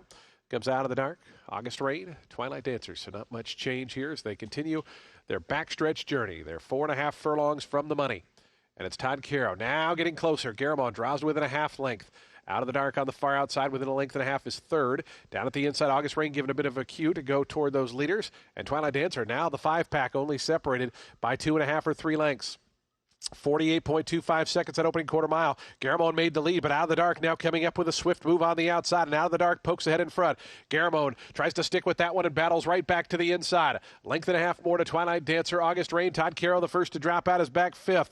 Out of the Dark on the outside. Garamond trying to hold that position down at the inside is still a neck back as Out of the Dark and Alonzo Quinones. Down to the inside is Garamond trying to wind up Twilight Dancer. August Rain shifts to the far outside for the drive. Still a couple of chances here past the 8th pole. Out of the Dark, Garamond, Twilight Dancer trying to pick them up on the outside. 16th pole. Out of the Dark, Garamond still fighting bravely. Twilight Dancer with the best strides laid. Twilight Dancer on the outside to win it. 2nd ended up very close there between Out of the Dark and Garamond. August Rain finished 4th. Twilight Dancer getting up in the shadow of the wire in today's 6th race from Tampa Bay Downs. Garamond fighting bravely, but would just come up short in his 2026 return, as we do have horses about to exit the paddock for today's 7th race, claiming 27 furlongs. We'll start with number 5, Carvelian Quest, who kind of is the main drop down here in this race, shipping in for Horacio De Paz, this Maryland bred. First time laying eyes on him. He's a little bit awkwardly put together. He's a little bit of a sway back. He's quite reserved here, as he was setting the pace last time out. I didn't love the fact that the horse pressing him the whole way was able to hold on for 2nd while he finished a well-beaten 4th. I don't mind the 7 furlongs. Maybe he hits that stalking trip and is able to pounce at the right time. Number 2, Epitaph, will go to Greg Sacco for the first time. Now, I will say this. I do like what I'm seeing from this horse, though. He does have that long wintry coat, good conditioning, and I like the way he finally behaved here in the paddock. It's something that he's been a little obstreperous to get the tack on in the past, and comes out of a decent race that kind of correlates to what he faces here. The thing is the 7 furlongs. I'm not convinced that he wants to go this far, so this might be a little bit of a stretch, I know, for a horse that Andy's very interested in. Greg? Meanwhile, here's last man standing, Pratt for Linda Rice, coming off a win. Yeah, I don't understand why this horse is a big favorite. Every time it happens, Linda Rice, they win. Here's First Trumpet, Raylu Gutierrez. Yeah, I could give you a fringe player, but not exactly a winning type. Carvelian Quest, Horacio De Paz. Yeah, I think he's the horse to beat. I actually think he should be favored in this race. I thought he comes out of a decent enough effort.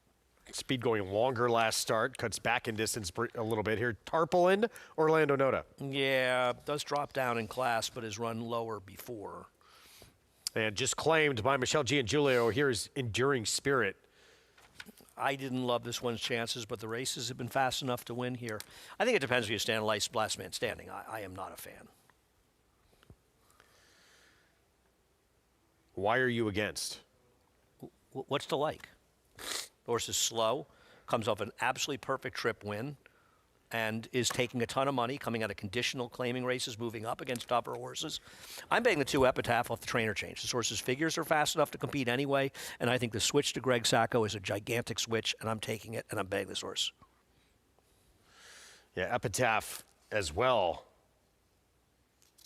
Do you believe he's the speed of the speed? No, I think the 5 is the speed. I'd like to see Hazelwood get this horse off the inside, and most of the running is being done out in the middle of the racetrack. And he does seem like a rider that likes. He seems. I think the 5 is probably the time form pace projector has the 5 as the clear speed. It doesn't mean the 2 can't be in front, but I think the 5 will be. JK, your thoughts on the 7th? Yeah, look, I'm going to go with the 1 down on the inside, Thrill of It. It just feels like this is a race where I don't necessarily trust a lot of them. They all kind of look the same. They're all in that same arena of speed figures. Thrill of Its last race, a horse came back and won. A horse came back and ran 3rd. And it just felt like a situation where the pace was going to be honest enough. Tuck in down on the inside, pop away from there, make that run in the middle of the track, coming from out of it. It just felt like the type of horse at a big number, while there's a lot of horses in here that I just think are overbet. If I didn't pick the 1, then I'd be forced to pick a horse like the 3 or the 5. And I just don't trust those 2 horses at that price. I'm not telling you to cut in line to bet the 1 to win. I think the 1 runs better than 13 to 1. Mags? Yeah, JK, I could not agree more. This horse, physically at least, does not look like a 13 to 1 shot. I'm not sure he does on paper either. That's way too big of a price on Thrill of It, and a rare long shot pick by you, JK. No, I kid. No, JK's good with his long shots. As we'll check in with your favorite, though, number 3, Last Man Standing. I don't like this horse either. I really think there's a lack of desire to win from this guy. As Andy said, he got everything his own way last time, and he still was like, I guess I'll win. He looks great, though, and he's a little bit sharper than what I saw from him in his last 2, so I don't know if that has any bearing on how he performs today. But again, to take 7 to 5 on this horse just seems ludicrous. As we'll also take a look here at number 6, Tarpaulin. Now 2 back, he was involved in that horrible spill that has sidelined Dylan Davis, and he fell that day. And you wonder, horses coming back, are they able to get over it? Well, a lot of times I find that the boys, for whatever reason, versus the fillies, do. And I thought he ran okay, considering. He was lugging in a bit through the lane as he put in that mild rally, but did get that fast pace to close into. Looks good overall. It warmed up quite nicely, too. Again, I do think he's a fringe player, not a likely win candidate, but one I'll watch with interest. I landed on the 5 here, Greg, though I wish I felt a little more confident having looked at him physically. Okay, that's not a great sign. Carvelian Quest. Speed going longer last start for Horacio to pause. 3 for 23 lifetime. It has been a little while since he's crossed the winner's circle. The race 2-5-1. I have a bit of a thing for the 1, so I always include him in there, and I think he definitely has a chance in here. So I mean, listen, we don't like the 3. He'll probably win for fun, but I don't understand what makes him a horse that's 7 to 5 right now. I like Epitaph. I'm in, and that's all there is to it. Win or lose. Chris Griffin, the call. Here's race 7 from Aqueduct. Goes in. All set. And they're off. Good speed here. Carvelian Quest wants to be in the early mix, and they're in the pink silks. Enduring Spirit is right there, too. They're going to be first and second, and just off of them as First Trumpet is now in 3rd.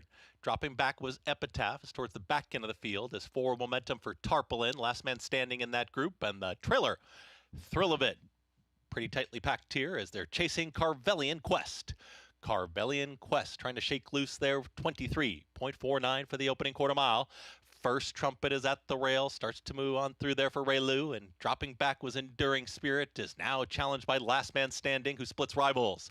Flavien Prat, Last Man Standing, who's trying to get out on the turn, is trying to corner this one, and here comes a better run from Epitaph towards the inside. Thrillabit has found the two-path too, and the inside paths are now in pursuit of Carvelian Quest, who went 47.56 for a half-mile time. Tarpaulin is the trailer. Carvelian Quest. Jamie Rodriguez gonna have to find a quarter mile left to go. Switching to the outside, there's Thrillabit also trying to run on Epitaph, but Carvelian Quest, just like that, is up by 4.5, almost 5, and widening. Last man standing is trying to commence a rally, but a furlong left to go. Carvelian Quest is dominating right now inside the final 16th. Took some pressure, but Carvelian Quest, much the best. Thrillabit gets second, then Last Man Standing, and Epitaph in 1 minute 25.02 seconds. Carvelian Quest, Horacio de Paz, Jamie Rodriguez with the win here in the 7th. You always look comfortable in the front end and frankly look like a winner every step of the way. My two made a little bit of a move, just couldn't finish the deal, and Thrillabit ran a little bit too. And just the key to this race was throwing out the 3. And this horse should have been favored here and won like the favorite. Winner and the 6, both claims will be moving to New Barns. 5-1-3-2 finish. Carvelian Quest at 3-1 here in the 7th. Yeah, there was value in them because of the crazy. I mean, I have a feeling this is going to be one of those ones where this exacta, which looks like it's supposed to pay, $70-something, is going to pay about 40. I'll take a look and see what it is, because I just have to imagine that the smarter players involved were not paying this sort. Yeah, this is a $68 exacta, which is still very good, but it's more in line because there's just no way the 3 was supposed to be a heavy favorite there. Makes absolutely no sense. Jamie Rodriguez, Horacio de Paz, 3-1 winner. Carvelian Quest wins for the 4th time in 24 career starts. We'll have these prices for you when we come back. Gets to the front, keeps on rolling. The 7-year-old, son of Practical Joke.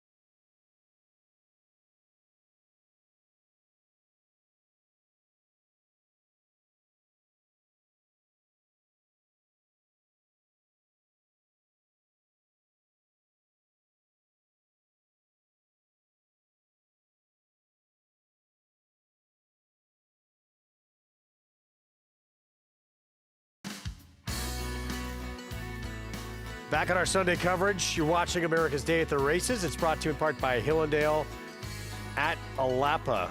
back at Tampa, and a huge upset. Not to be for Garamond and his 4-year-old return. It's Twilight Dancer.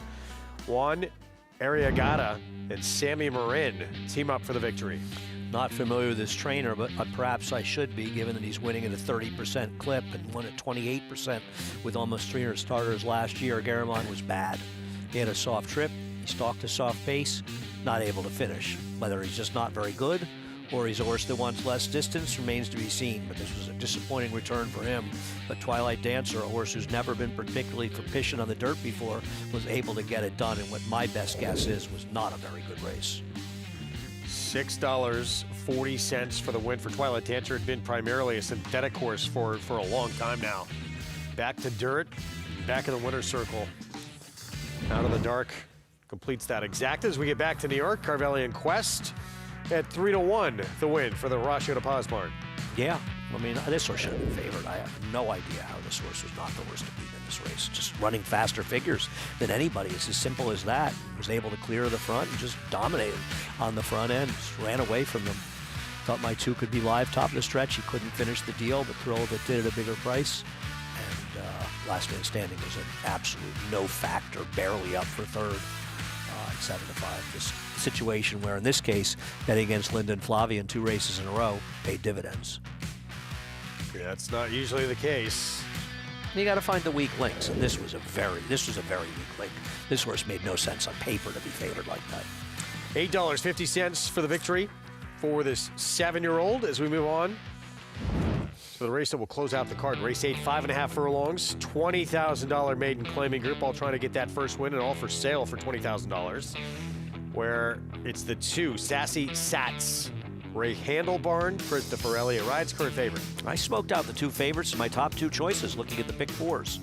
And I thought Sassy Sats was a big favorite to wire the field. I'm with the public, and I think Maggie agrees with me. Going to take a timeout. Much more on that finale when we come back. John Ortiz grew up on the backstretch of Belmont Park, now having success all across the country, Hot Springs and here in New York on the biggest stage. Stay with us.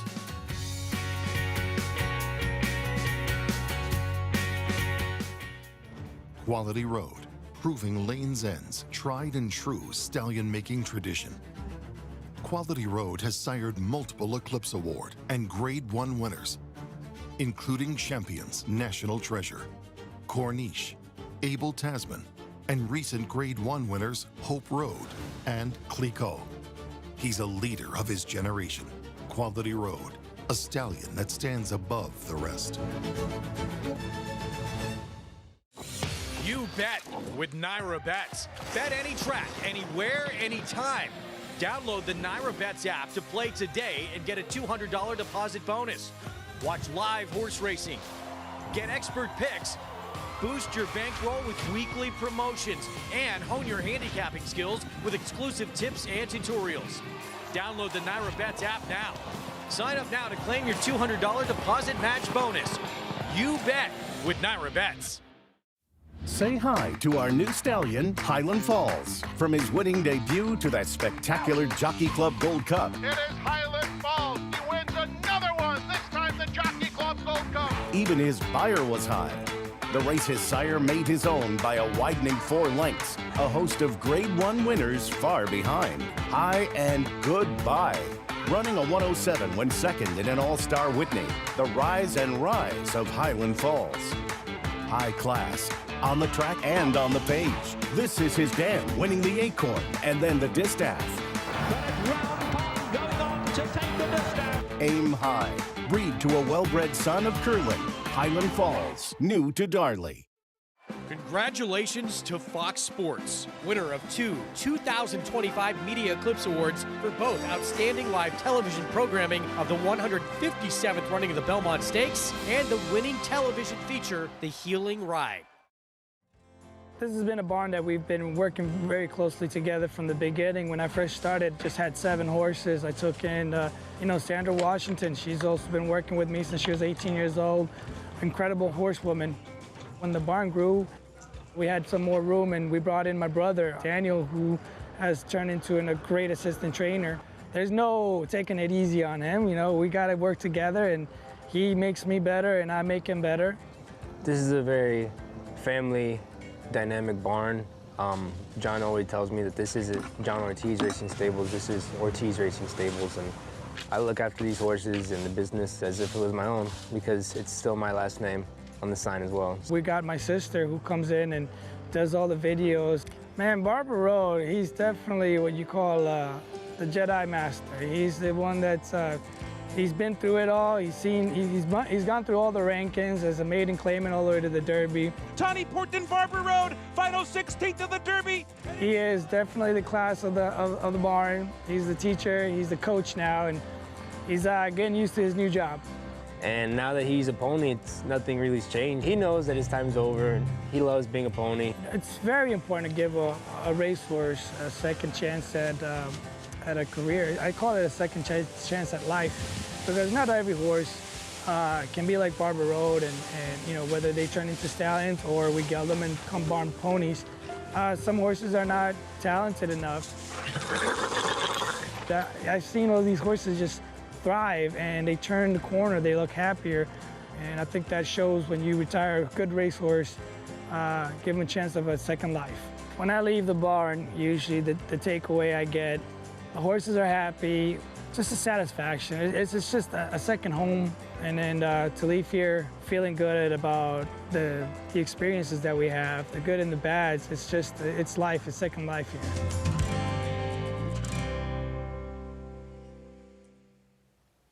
John Ortiz really starting to rise in this sport, getting better and better horses. He's going to send out Spicy Ticey, the 11 horse here in this nightcap to close things out. Yeah, didn't do a lot of running first time out, and also took very little money that day, but I thought could run better today. Jose Lezcano picks them out with Carlos Santana not riding today. A couple of big names in the John Ortiz barn. One of them has, since moving from turf to dirt, has really changed, Mo 88. I mean, he ran a race last time that would make him competitive in any stake we ran last year in the country from a speed figure standpoint. His 108 buyer and other speed figures agree. This was a wildly fast race. If you're watching the race that day and comparing times, there were races to compare to it. This horse, I mean, this was like a freight train coming down the stretch. So look at the way he's striding out. This is a very impressive horse that wasted a lot of his career on the turf. And since he's gotten dry dirt tracks, he's been brilliant in his last two starts, and I have to think they're trying to figure out what spots to get him in. If I were them, I'd be looking to get him to the Carter at 7 furlongs here, where the field will be tougher. It's a grade 2. Field will be tougher, but it seems like the right distance for him. And to see, you know, against those kind of horses, can he be competitive? Because, listen, you're allowed to dream, and this game is about dreaming. And based on his last race, I'd be dreaming. Yeah. Now, keep in mind, he can still run a non-winners of 1 open company. So they're going to, I would guess, try a non-winners of 1, but I would be working backwards and not, you know, it's early in the year. He's just run these 2 races. So find a race somewhere, you know, a non-winners of 1, somewhere, you know, that you can get him to the Carter. And then if he can perform effectively at a race we'll run on Memorial Day, then look towards bigger and bigger races. And he's, otherwise, he's a New York bred, and you look towards the New York bred races, which aren't easy, but they'll be easier than grade stakes. But, you know, Doc Sullivan, they tried him in grade 1s, same stable, and he didn't run badly running 4th. Based on those races, and he does not have the resume of Doc Sullivan, who's accomplished a lot more, but based on those races, he's just flat out faster. Yeah, didn't have the resume, but Doc Sullivan doesn't have that race that we just saw. I mean, and he ran a big race the time before it, but this race was, I mean, honestly, it was one of the fastest races run in this country by any horse on dirt last year.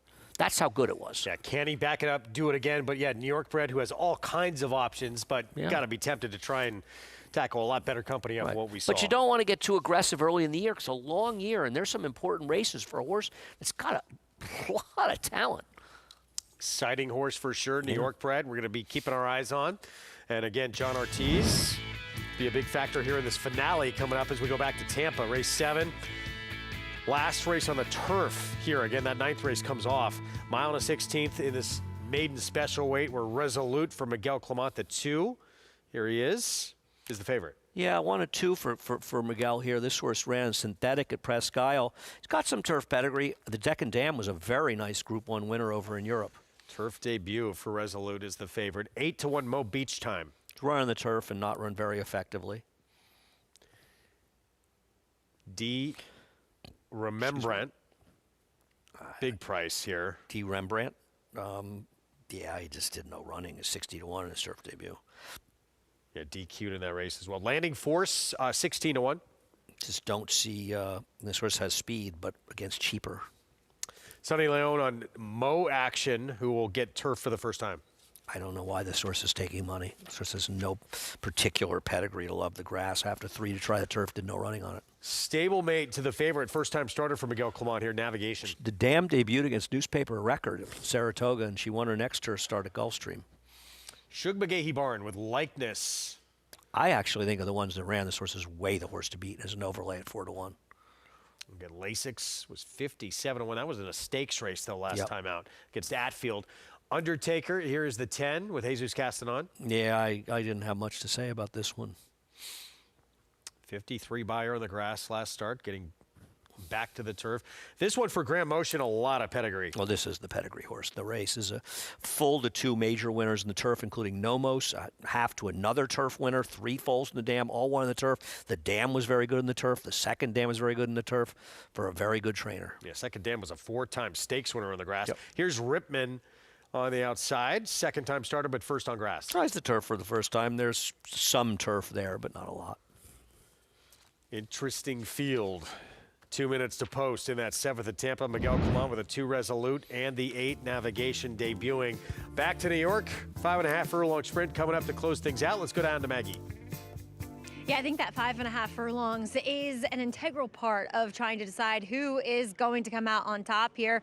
Probably why we've all pretty much landed on Sassy Sats, as I think it should suit her quite nicely. But taking a look at a first-time starter for Linda Rice, that's number 9, Flea in here, as Take Charge Indy with his 3-year-old and up first-time starters hits at 19%. And if you go back a generation on the bottom side, the Dam is half to Grade 1 winner Higher Power, as well as multiple graded stakes winner Alternation, as not taking that much money for a Linda Rice trainee. She's not that much to look at, and I'm sure they're just, finding the right spot for what is a homebred at the end of the day. Looks fairly fit, probably would benefit from a start to just get a little more strength under her belt, but has been professional here in the paddock thus far. We'll see how she does. I think the 5.5 also might be a little bit too short for her, probably wants more ground. And then one that is probably going to be not that big of a price, but caught my eye, is number 3, So True. She's kind of like the main drop down in here, right? Even though she has done little to no running, and while she has to deal with a wet track again, so maybe that's a reason to be pessimistic about her chances, she just get Lasix, and she finally looks fit. And I've always thought that she should be quicker because she's built that way. She's very much that quarter horse frame, compact, stout, kind of broad-chested, broad hip on her, and she just made a really nice impression here for John Terranova, and I think the 5.5 furlongs also suits her very nicely, Greg. All right, Maggie, thank you. Post parade coming up shortly. Sassy Sats, the 2, still favored as we go back to Tampa for this maiden special weight on the lawn. And no, 16th. Navigation is now favored, I think, at 2-1, actually. Yeah, the 8. Yeah, and Nairobets has pedigree of firster. Nairobets has plenty of pedigree. I'm not going to be surprised he's a runner. The 9 was kind of ambitiously placed, obviously, last time in the Central Park, and ran in a killer maiden race up in Saratoga before they sprinted, and he's not a sprinter, he's a gun runner. I think he's the right horse, the ones that ran, but I like the 11 Waystar in the pedigree, and Grand Motion certainly went with a first-time starter, and we've seen him send good horses over to Tampa, and we've seen him have live horses at prices as well. That's the one that jumps off the page to me from a pedigree standpoint. Yeah, and so you talk about those offspring that were successful. So Nomos, not only a stakes winner, won first time out as well. Soviet Excess, multiple stakes placed, graded stakes placed as well in the Lake Placid. And we mentioned what the second Dam did as a 4-time stakes winner. And fulls, not just halves, fulls. So this horse is a tremendous amount of pedigree. Now, it doesn't mean the horse can run, and sometimes they can't, and that's the problem with first-time starters, but I'm going to take my chances with that horse. I use most with the 9, excuse me. 8-1 on the 11 with all that pedigree we just talked about. Waystar. Favorite, though, is, this first-time starter for Miguel Clement. Navigation, the 8. The stablemate on the rail in the turf debut start, number 2, Resolute. Let's go to Jason Beam for the call.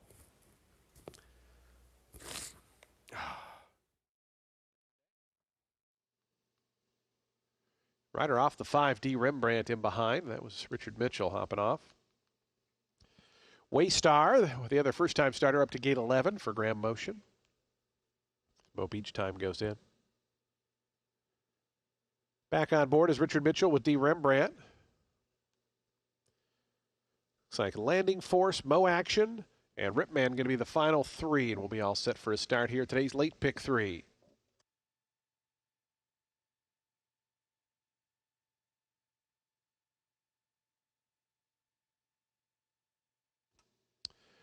Going in, D. Rembrandt.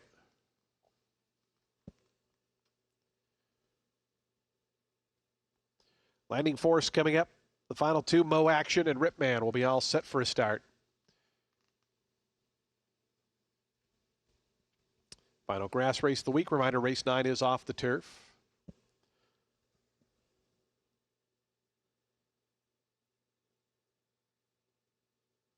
Rearing up, there's D. Rembrandt, who's been acting up throughout this loading process. Just waiting on Ripman to the outside. Marcos Meneses on board. And we'll send them on their way here. They're in the gate. And the race is on. Navigation came away a little bit slowly toward the back. In fact, both first-timers came away slowly. As they work over to the front time, Mo Action got in pretty quickly. There's D. Rembrandt having to tap on the brakes. Was Mo Beach time, but it's going to be Mo Action, Landing Force. Those two now 1-2. They come into the stretch for the first time. D. Rembrandt out in third. Length and a half more back to Undertaker, who's away in fourth. Then a space of 3 back to Likeness. Ripman, they race together 5th and 6th. After that comes Navigation and Waystar, the 2 first-time starters together 7th and 8th. Resolute is back 9th, and Mo Beach time after that traffic trouble coming out of the chute is the trailer early on with 5.5 furlongs remaining. 23.05 seconds, the opening quarter mile, so Mo Action and Sonny Leone bring him onto the back stretch, 3/4 of a length in front of Landing Force, who's under a snug hold in that second position. Break of 2 more, back to D. Rembrandt, another 2 to Undertaker. Then a space of 4, back to Likeness, who's racing in 5th. Right to that one's outside. Navigation moves a little closer now, puts a nose into that 5th spot. Length and a half after that to Waystar. Resolute is out of last, is now up to 8th, going by Ripman, and Mo Beach time is once again trailing. So 47.63 seconds for the opening half-mile time, and on the front end, it's Landing Force. Landing Force past the 3/8 pole, bumps the lead to 3. Mo Action, Undertaker starting to get underway, is up to 3rd now with D. Rembrandt 4th to the inside. Navigation, Resolute, Waystar starting to come alive on the extreme outside. Landing Force is still the leader as they come to the quarter pole. The lead is 2 to Undertaker in second. Waystar out wide, Resolute, Navigation also trying to get through traffic there as they come into the lane. Landing Force and Jose Ferrer on the front end. Undertaker still second. Navigation now trying to come after this longtime leader. Waystar getting in just in behind. Mo Action's right there as well. Here comes Navigation charging after the lead. Navigation grabs the lead at the 16 pole. Late run from Likeness down the outside. Navigation to win it at 8-5. Likeness was second. Landing Force, I believe, held on for 3rd over Undertaker, Waystar, and the rest. Navigation, first time out. Sammy Marin for the Miguel Clement bar in the victory. Took the money, had the pedigree, and got the trip and got it done.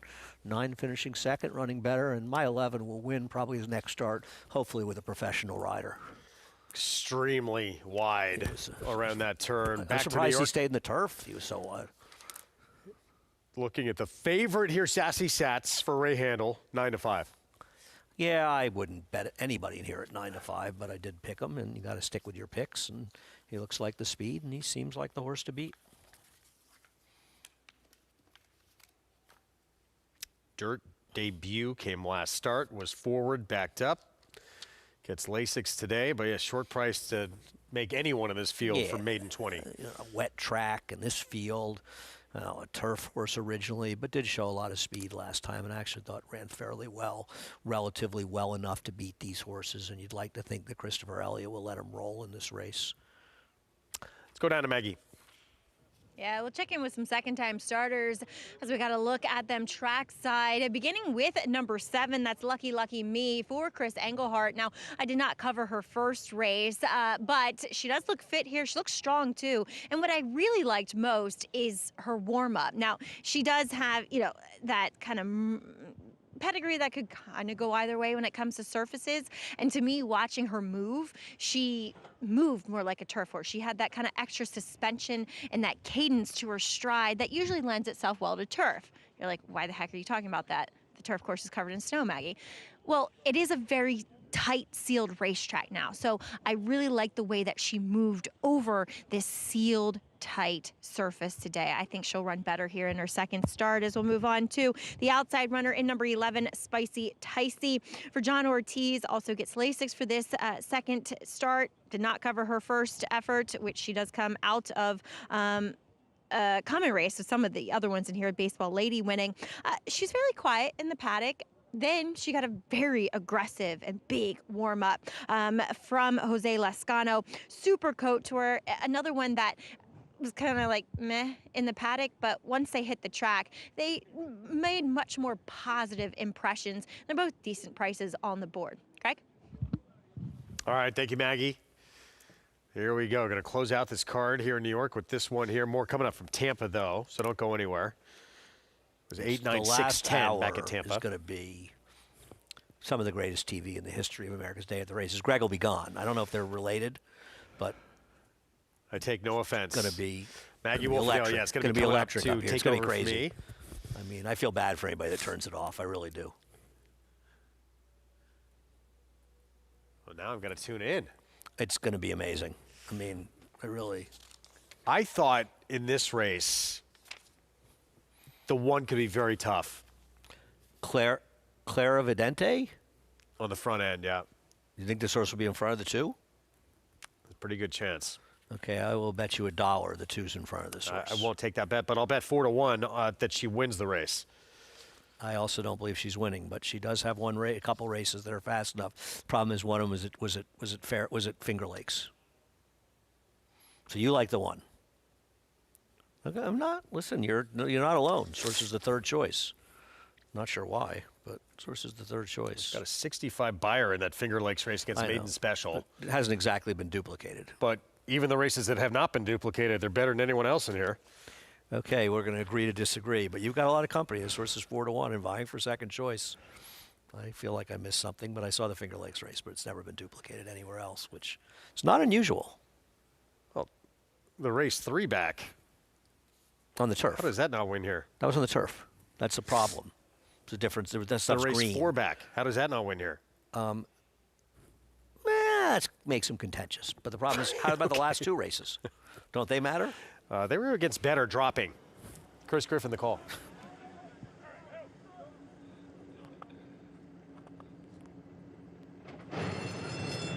And they're off. So true. Off slowly. Clarividente has her lead speed from the rail and goes right out to the front. It's Clarividente, the clear leader. Chasing is Sassy Sats, is now a shared second, is from the far outside. Joining them, that's going to be Spicy Ticey, wants to move forward. In between horses, there is Just a Click, and at the rail comes Burby's Honey. Another 4. Back to a shoved along Lucky Lucky Me. At the rail comes Saratoga Sunset, who's on the move. They're still chasing Clarividente, and now Sassy Sets is in full pursuit. Towards the back end of the field there, Flea is losing some ground. Deets Don't Lie with the trailer looking at Annie.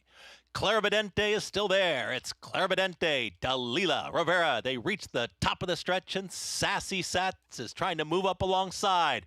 Clarividente just keeps rolling right along here, approaching a final furlong.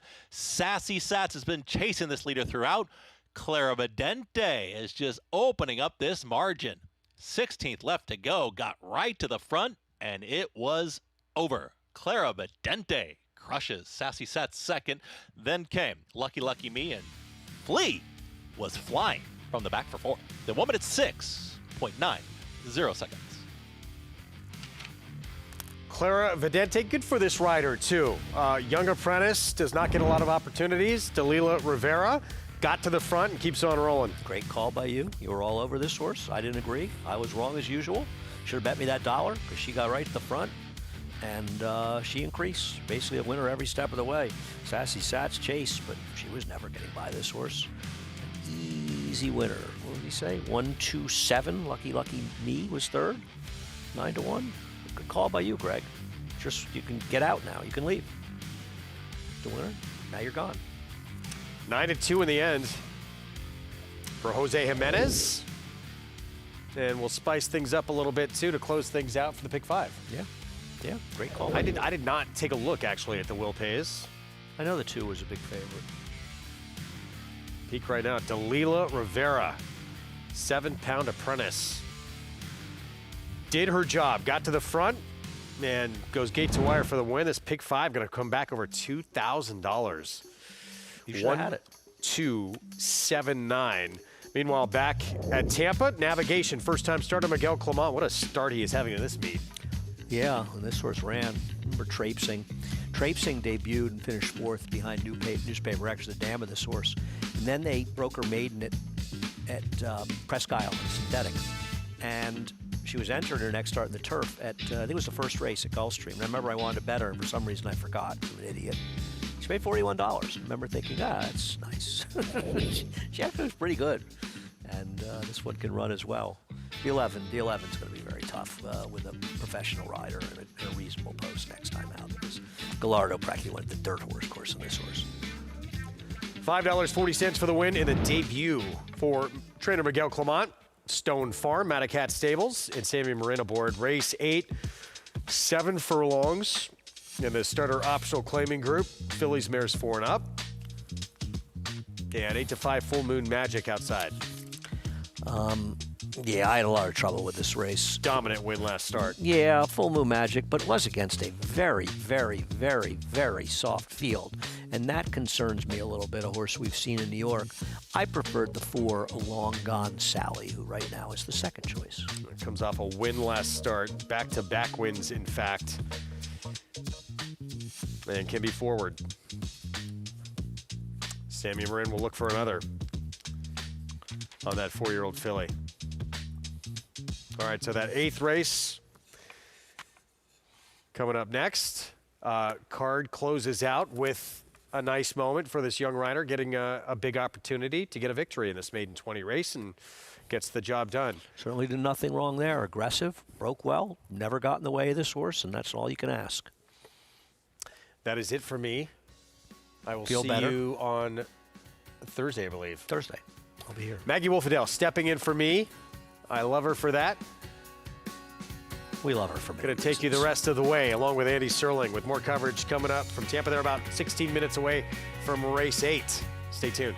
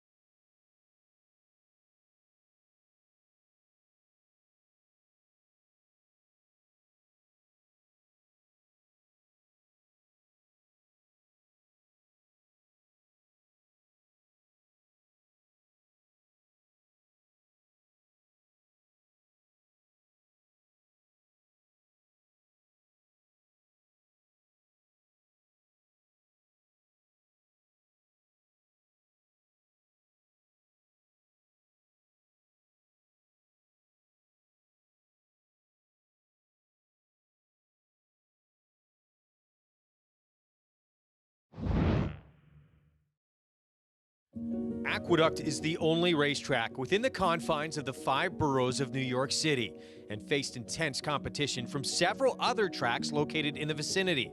True to its nature, the racetrack not only survived, but thrived. Aqueduct underwent an extensive 3-year overhaul and reopened on September 15, 1959, to much fanfare, as it was one of the most modern facilities of its kind. In 1960, Aqueduct presented its first Wood Memorial. The race is New York's premier prep race for the Triple Crown and remains one of the track's signature events, along with the Cigar Mile Handicap and Remsen Stakes. Aqueduct was the first and only track to have a triple dead heat win in a stakes race when Brownie, Bousset, and Wait a Bit hit the wire in tandem.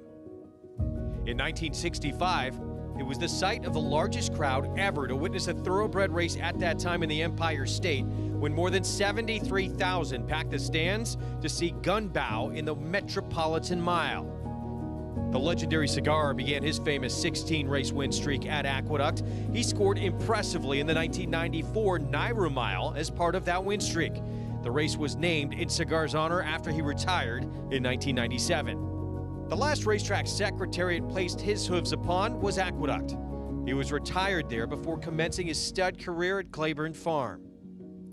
Aqueduct was the second track to host the Breeders' Cup in 1985 and was one of the first sporting venues where Pope John Paul II held Mass in 1995.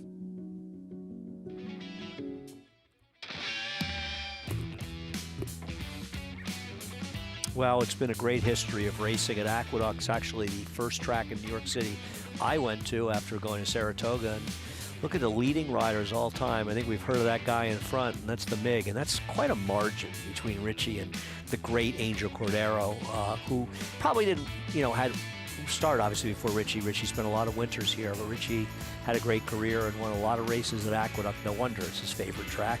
And look at Manny Franco, right up there. He could have caught Angel if we just raced here a little bit longer. Linda Rice, no surprise, especially because of how much we've raced here the last few years. But there's Bruce Levine, one of my favorite trainers, finishing second. Gary Contessa, who also leads with the most losses at Aqueduct, I believe, as well. Todd Pletcher, Gasper Machero, a lot of names there that are familiar to people. Nice to see Mike Hushin there. And, of course, the Chief. He rounds out no field. He leads all fields he's in, whether the numbers say it or not. Maggie, thanks for coming in and taking over for Greg, who's not feeling very well. No, it was my pleasure. Obviously, we want Greg to rest up and have a couple days off and get better. And he's trooper for sticking around. Well, that as well. So always a pleasure to join Andy. I've been sort of sitting as far over here as I possibly could. Well, don't worry. As of now, I trust. don't have the lurgy. As we still have races coming up for you guys from Tampa. And we'll also take a look here at the prices from... Oh, just kidding. It's, okay. Here we are. Clara Vidente. She gets the win, breaks her maiden here in tonight's finale at the Big A. Delilah Rivera aboard for Jose Jimenez. First time Lasix does the trick, and she had a lot of speed, Andy, from that one hole. Listen, Greg really liked her. He told me she'd be speed. I didn't agree with him. I was completely wrong, and he was 100% right. I still can't quite figure out how he came up with her being the speed over Sassy Sats, but either.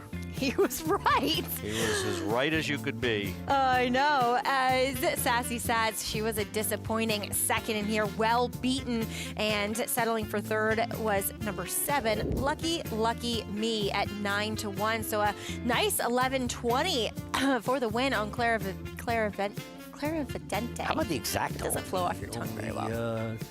$8.45 for $1, so they figured that one out. The old 1-2, those are the harness numbers. The 1-2 exacted harness because the posts were always the short numbers, not always, but often. You played harness once upon a time. I loved harness race. Spent a lot of time in Cerro Harness in my youth. Absolutely, as we have 2 more live races coming up for you here on the program on FS1. Race 8 from Tampa is in the Paddock, but first we're going to take a look back at the LeCompte as we continue on our road to the Kentucky Derby Golden Tempo. He's a perfect 2 for 2 so far in his career.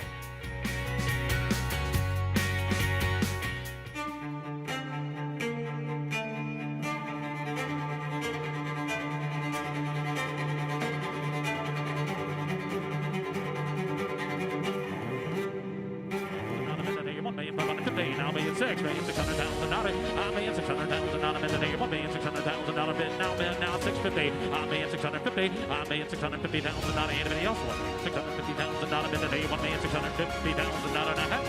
$1,600,000, thank you.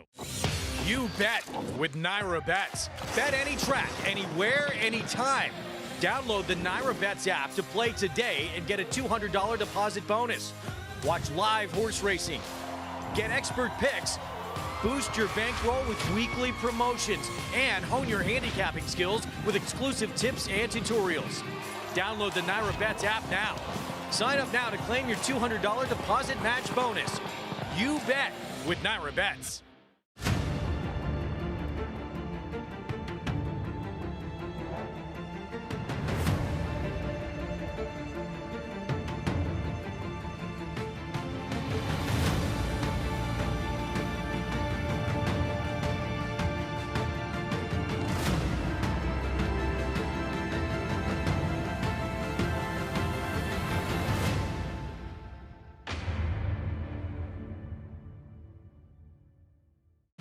It's America's original sport, and no one covers it better than americasbestracing.net.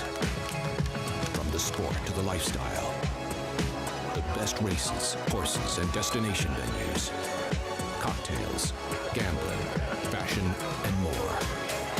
americasbestracing.net is a sport for you.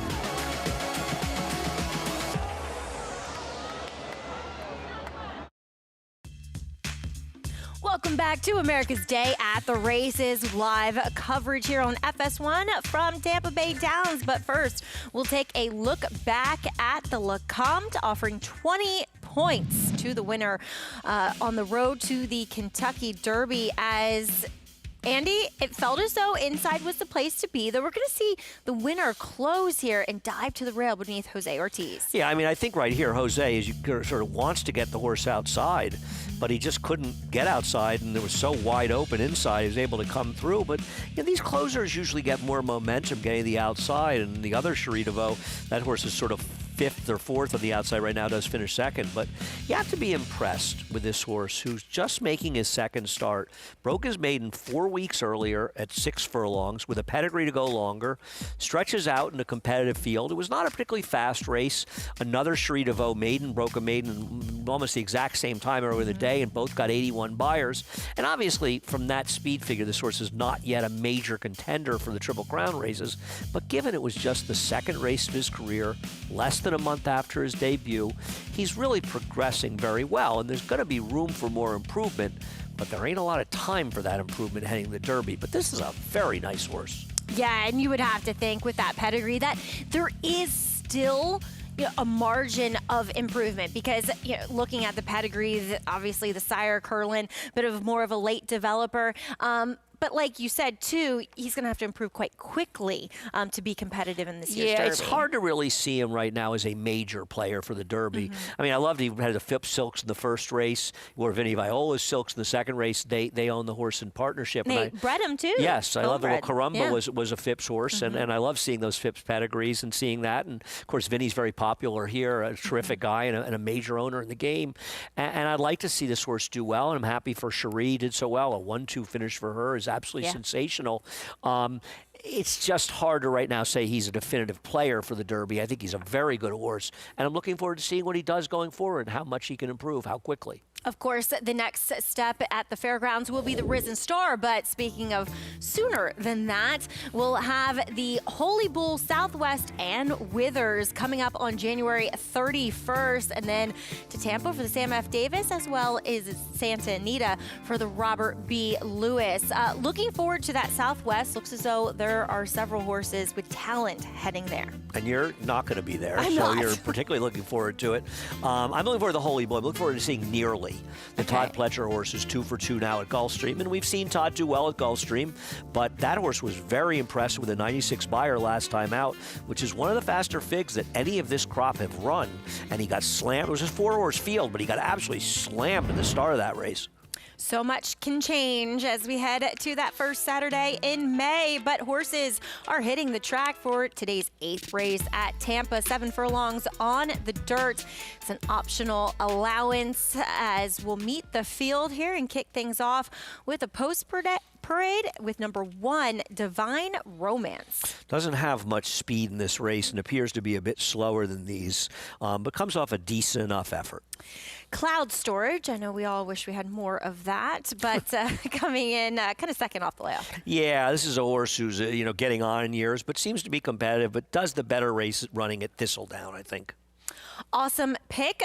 Finished in front of a next time out winner last time. Horse who can be forward in here, but did finish well behind the 4, who I believe is the horse to beat. I agree, too. Long Gone Sally looks like the main speed. Not the favorite now, but Mia Moore will try dirt for the first time. Yeah, I just, I looked up the pedigree. There is some dirt. There Damn, is. we remember the Funky Express. I feel like that horse ran here. Oh, yeah, she's a multiple stakes in New York bred. Yeah. As number 6 is Sweet Nola turning back.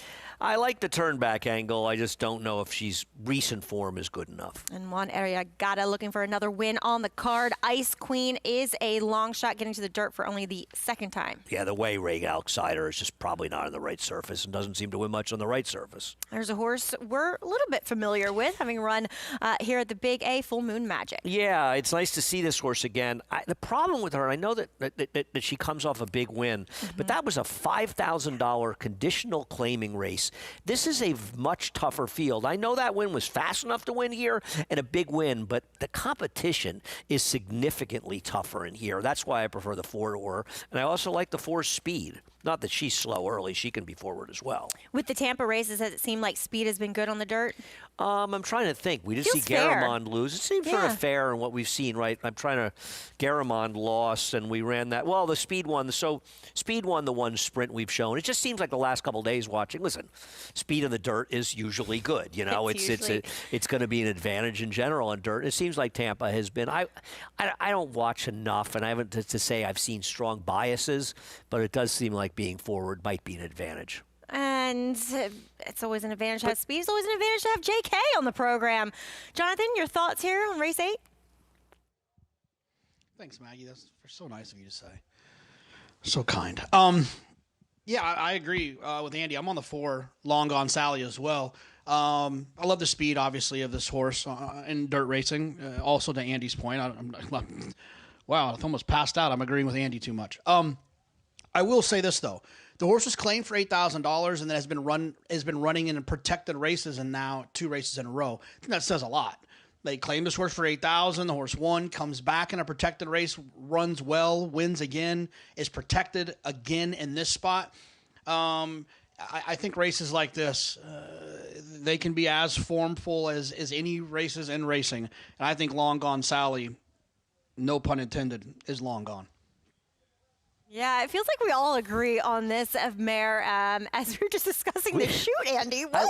I love that shot. I love that shot. That is a great drone shot that they're showing, and I can't speak for others. And Maggie and I was talking about it. I had no idea how far that shoot was. I thought it was about half the distance than what it is. I mean, that's like a full, close to an eighth of a mile, right? Yeah, 100%. Yeah, that's a long shoot. That's, of course, it's hard to see with the trees around it, which is why, they show the split screen with the head on, because, there's sometimes you really lose the horses.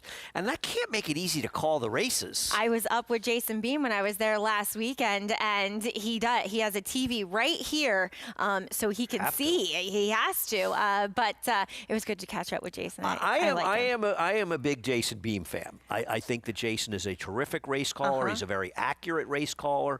He doesn't put himself. He doesn't make it about himself. He just calls the race, and I like that. In some ways, it reminds me a little bit of the Johnny I style. Exactly. And I was always, Johnny has no bigger fan than me, both personally, and I know ditto. you as well, and as a race caller. And we miss Johnny, and I hear from Johnny. I hear from him all the time. He's so wonderful about checking in. He reminded me about the Marx Brothers Marathon on New Year's Eve. Nice. He and I both love the Marx Brothers. But I think Jason, also, Jason does those podcasts, and he does a lot of stuff in racing, and he's just a huge fan of the sport, and that's got so a lot of fun to him. Exactly. He's guys like Jason enjoy the sport, and I think that's a great thing. But I also think he's a very good announcer. It's not just that he enjoys the sport and he's part of it. He's a really good announcer, and he does a terrific job day in and day out. He was telling me some great Tampa Bay Downs press box stories, which I found highly entertaining. I'm guessing we can't share them on the show. Nope. As number 5. Thanks for bringing them up, though, Mag. Mia Moore. I did think, you mentioned the pedigree. Vino Rosso, best in dirt. Sure. Obviously. Dam, multiple stakes winning New York bred sprinter. Half to Vibrant Express, who's gone 3 for his last 3. So why is this horse? I wonder if that's one of the reasons they ran dirt, because of Vibrant Express. Because this horse must not be able to handle the dirt at all, because there's never been any interest in running this horse on the dirt. I'm excited to see what she does as a see. 5-year-old mare in her 22nd start as they are loading into line. Yeah, favoritism now has shifted over to number 4, Long Gone Sally, and she will try to do just that, dominating a similar field last time out as we head out to Jason Beam for the call of race 8 from Tampa. Samuel Marin sitting on 3 winners. He's got the favorite here. Long Gone Sally, and the final one is going to be Full Moon Magic. Full Moon Magic going up. And the race is on. Awesome Pick was away well in the center. Long Gone Sally forwardly placed. Those 2 quickest right to there outside Sweet Nola. Part of the early gallop as well, but it is the favorite, Long Gone Sally, to have the lead onto the main track. Sweet Nola down to the inside. Awesome Pick there, 2nd and 3rd. Ice Queen's 4th. The blue colors, orange cap. Out wide, it's Full Moon Magic, who races in 5th. Break of 2 more back to Cloud Storage. Divine Romance. Mia More is the early trailer. Long Gone Sally is the leader. Long Gone Sally past the 4.5. The opening quarter, 22.81 seconds. Under a good hold there. Long Gone Sally, 3/4 of a length. To Sweet Nola in the 2nd position. Awesome Picks 2 lengths back, 3rd. Then comes Full Moon Magic. It's another length then. Back to the pair of Divine Romance and Cloud Storage. Backing up quickly there was Ice Queen, who's being joined and passed at the back by Mia More. Ice Queen now the trailer. Long Gone Sally lets it out a notch. Long Gone Sally around that far turn, floated up to 5-2, second choice now, and leads him coming to the quarter pole. Sweet Nola sent after that one from the 2nd position. Those 2 are 2.5 clear. Full Moon Magic down at the inside. Awesome Pick. Cloud Storage is starting to gain some ground. Is 5th to the far outside in the purple and white cap. As they come into the lane, Long Gone Sally to the 8th pole. The lead still 2. Sweet Nola. Cloud Storage continues to make steady progress down the outside. Still has 4 to find though. Final 16th to go. Long Gone Sally. Cloud Storage charging up on the outside. Long Gone Sally trying to finish the job. Cloud Storage is surging. Long Gone Sally and Cloud Storage give Marin 4. Long Gone Sally. Cloud Storage was 2nd, 3rd. Sweet Nola and 4th was Full Moon Magic.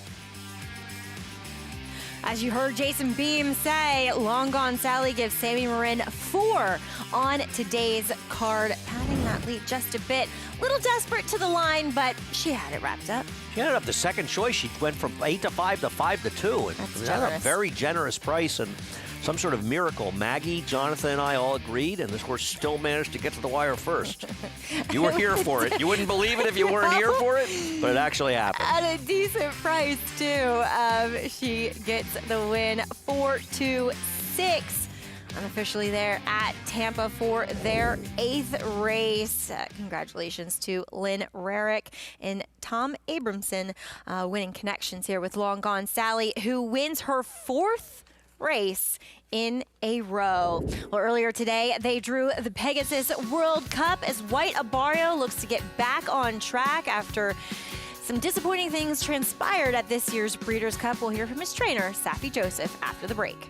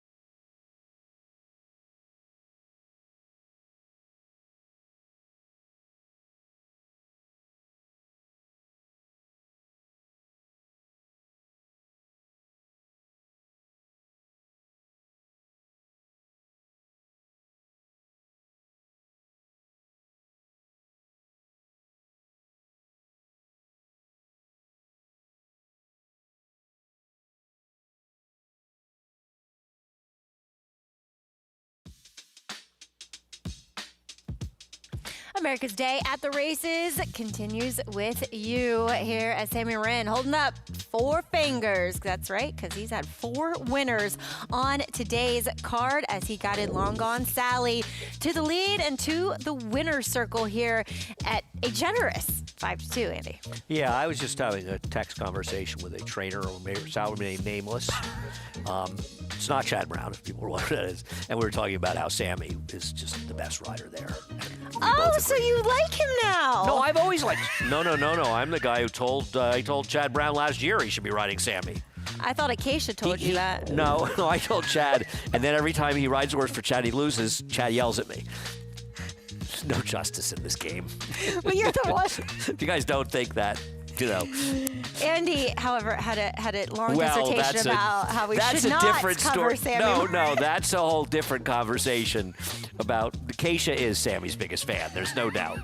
I don't want to steal. I like Sammy Wren too. Yeah, you know I don't what? want to steal Acacia's He's a nice thunder, guy though. as well. He's always happy, so I appreciate that.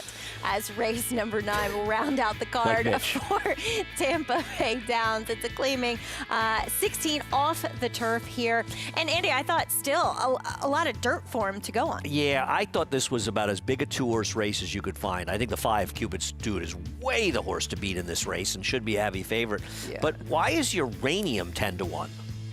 I mean, I know the horse didn't run well last time, but I know he's all dirt. It's like they're looking at the fact the horse was 30-1 in a turf race, and he should have been 30-1, but he's a dirt horse. I've always had a little bit of love for Power Attack. He might be ultimately better on He's probably the other horse, turf, too. but at least he has speed. So, we'll close it out with a off-the-turf event as we'll jump over across the state in Florida and take a look here at the Pegasus World Cup. Disco Time installed as the 8-5 favorite drew the rail. I will be referring to it as the Pegasus South Florida Cup because I don't think it'd be a World Cup if you don't get any horses from out of the country. Nations Cup. I mean, the World Cup should be annoyed about that. Man, if you're taking White Abario from post 11 in this race, you got more heart than me. Yep, that's for sure, as White Abario was a late scratch from the Breeders' Cup Classic, but he's looking for, his second win in the Pegasus World Cup. To be fair, I didn't like him at all last year, and he absolutely creamed the field.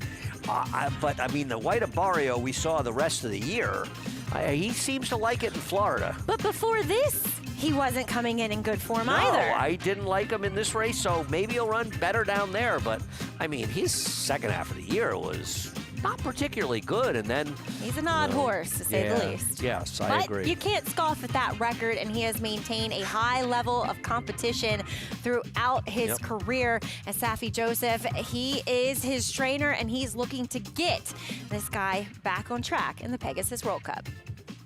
He obviously loves the track. He's 8 for 10 on the track and winning the Pegasus last year. Coming in this year in not the ideal circumstances. He obviously was scratched at the Breeders' Cup, and then after that, we had to go through all the protocols to make sure everything is checked up right. So it's been challenging, but as of right now, we're on track, and hopefully the next 8 days go well. And I think if we do, we're going to be right there.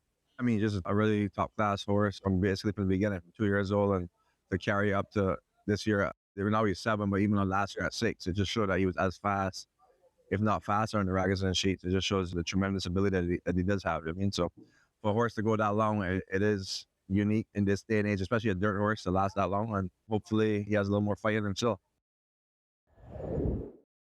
Safi Joseph there sounding optimistic about White Abario's chances, looking to go back-to-back in this race. But it's a full field, Andy, and there's some pretty nice horses in there. And I'll tell you something, there's some quick horses in that race. Mika has a lot of speed.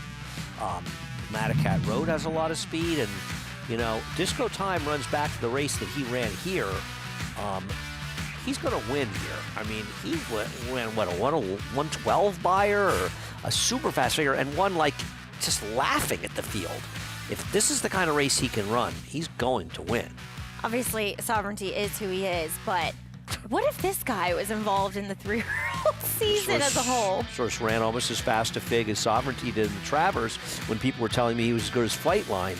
I didn't agree with any of them, but they did tell me that. And, I mean, the thing is, he'd never run that fast before. He was coming off a win in the usual big race, the St. Louis Derby. I know, one of your favorite races. But I'm curious to see what he does.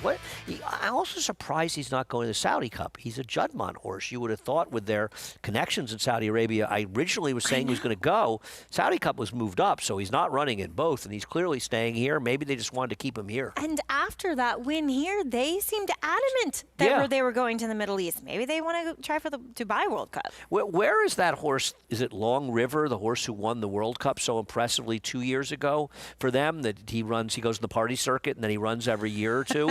I mean, maybe he's training again, and he's going to run there. I was just surprised. I mean, I assumed he'd be in the Saudi Cup. Yeah. Glad he's running there, and I'm very curious to see what he does because, I mean, he showed signs based on that race last time out. He could be one of the best horses in the country. Yeah, absolutely. I'm excited to see what he does. Drawing the rail, is that a concern at all? That's good. I think Wouldn't so. want to draw post 11. No. I mean, they hit the turn. Speed to I think go the out in gate's on front the of him turn and- practically. Yeah, no, that's Exactly. good for him down the inside. I'll take a look at the race at some point. Of course, Brad Cox will send out another horse as Tapan Street. He got back to the races this past December, right back to the winner's circle, too. Another one that showed a lot of promise as an early 3-year-old and had that interruption mid-season. Yeah, and a lot of people, myself included, were disappointed. He came back and won, but it was not a particularly fast race. But I do want to point out that I believe the fourth-place finisher in this race came back and ran, I think, 11 Beyer points faster for Will Walden earlier this week, beating some decent horses, including Stars and Stripes for Bill Mott with a 94 Beyer for Will Walden. So maybe it's a slightly better race than it looked like, and he can move forward, but he's got to do a lot more moving forward from that race. But it was his first race since the Florida Derby. Yeah, looking forward to seeing what these guys do in the Pegasus World Cup coming up this next Saturday. As we will take a break here on the program and get back out to Tampa after the break. It's the finale. We'll take a look at it a little bit closer after this.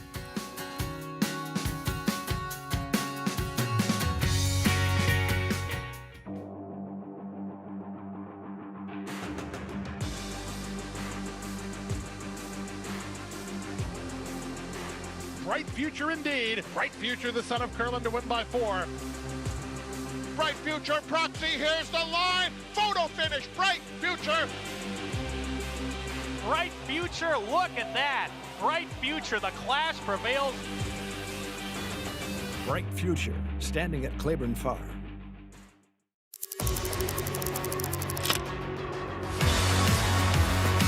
And it's lights out. Locked. Pouring it on, running aggressively through the stretch to win by 7 easy lengths. Here is Locked. Locked racing by on the outside for the lead. Locked, the wine steward, it is Locked. Here comes Locked after Mulligan. Locked catching with every single stride, and Locked will win the Cigar Mile.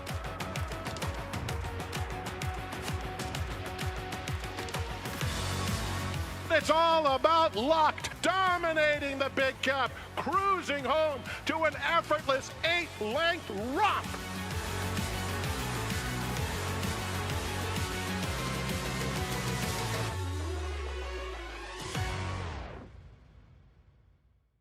This winter, give the gift of racing with Nairobets gift cards. Share your passion with friends and family or instantly fund your account. Choose the amount and redeem online. Find gift cards under the promotions tab at Nairobets.com.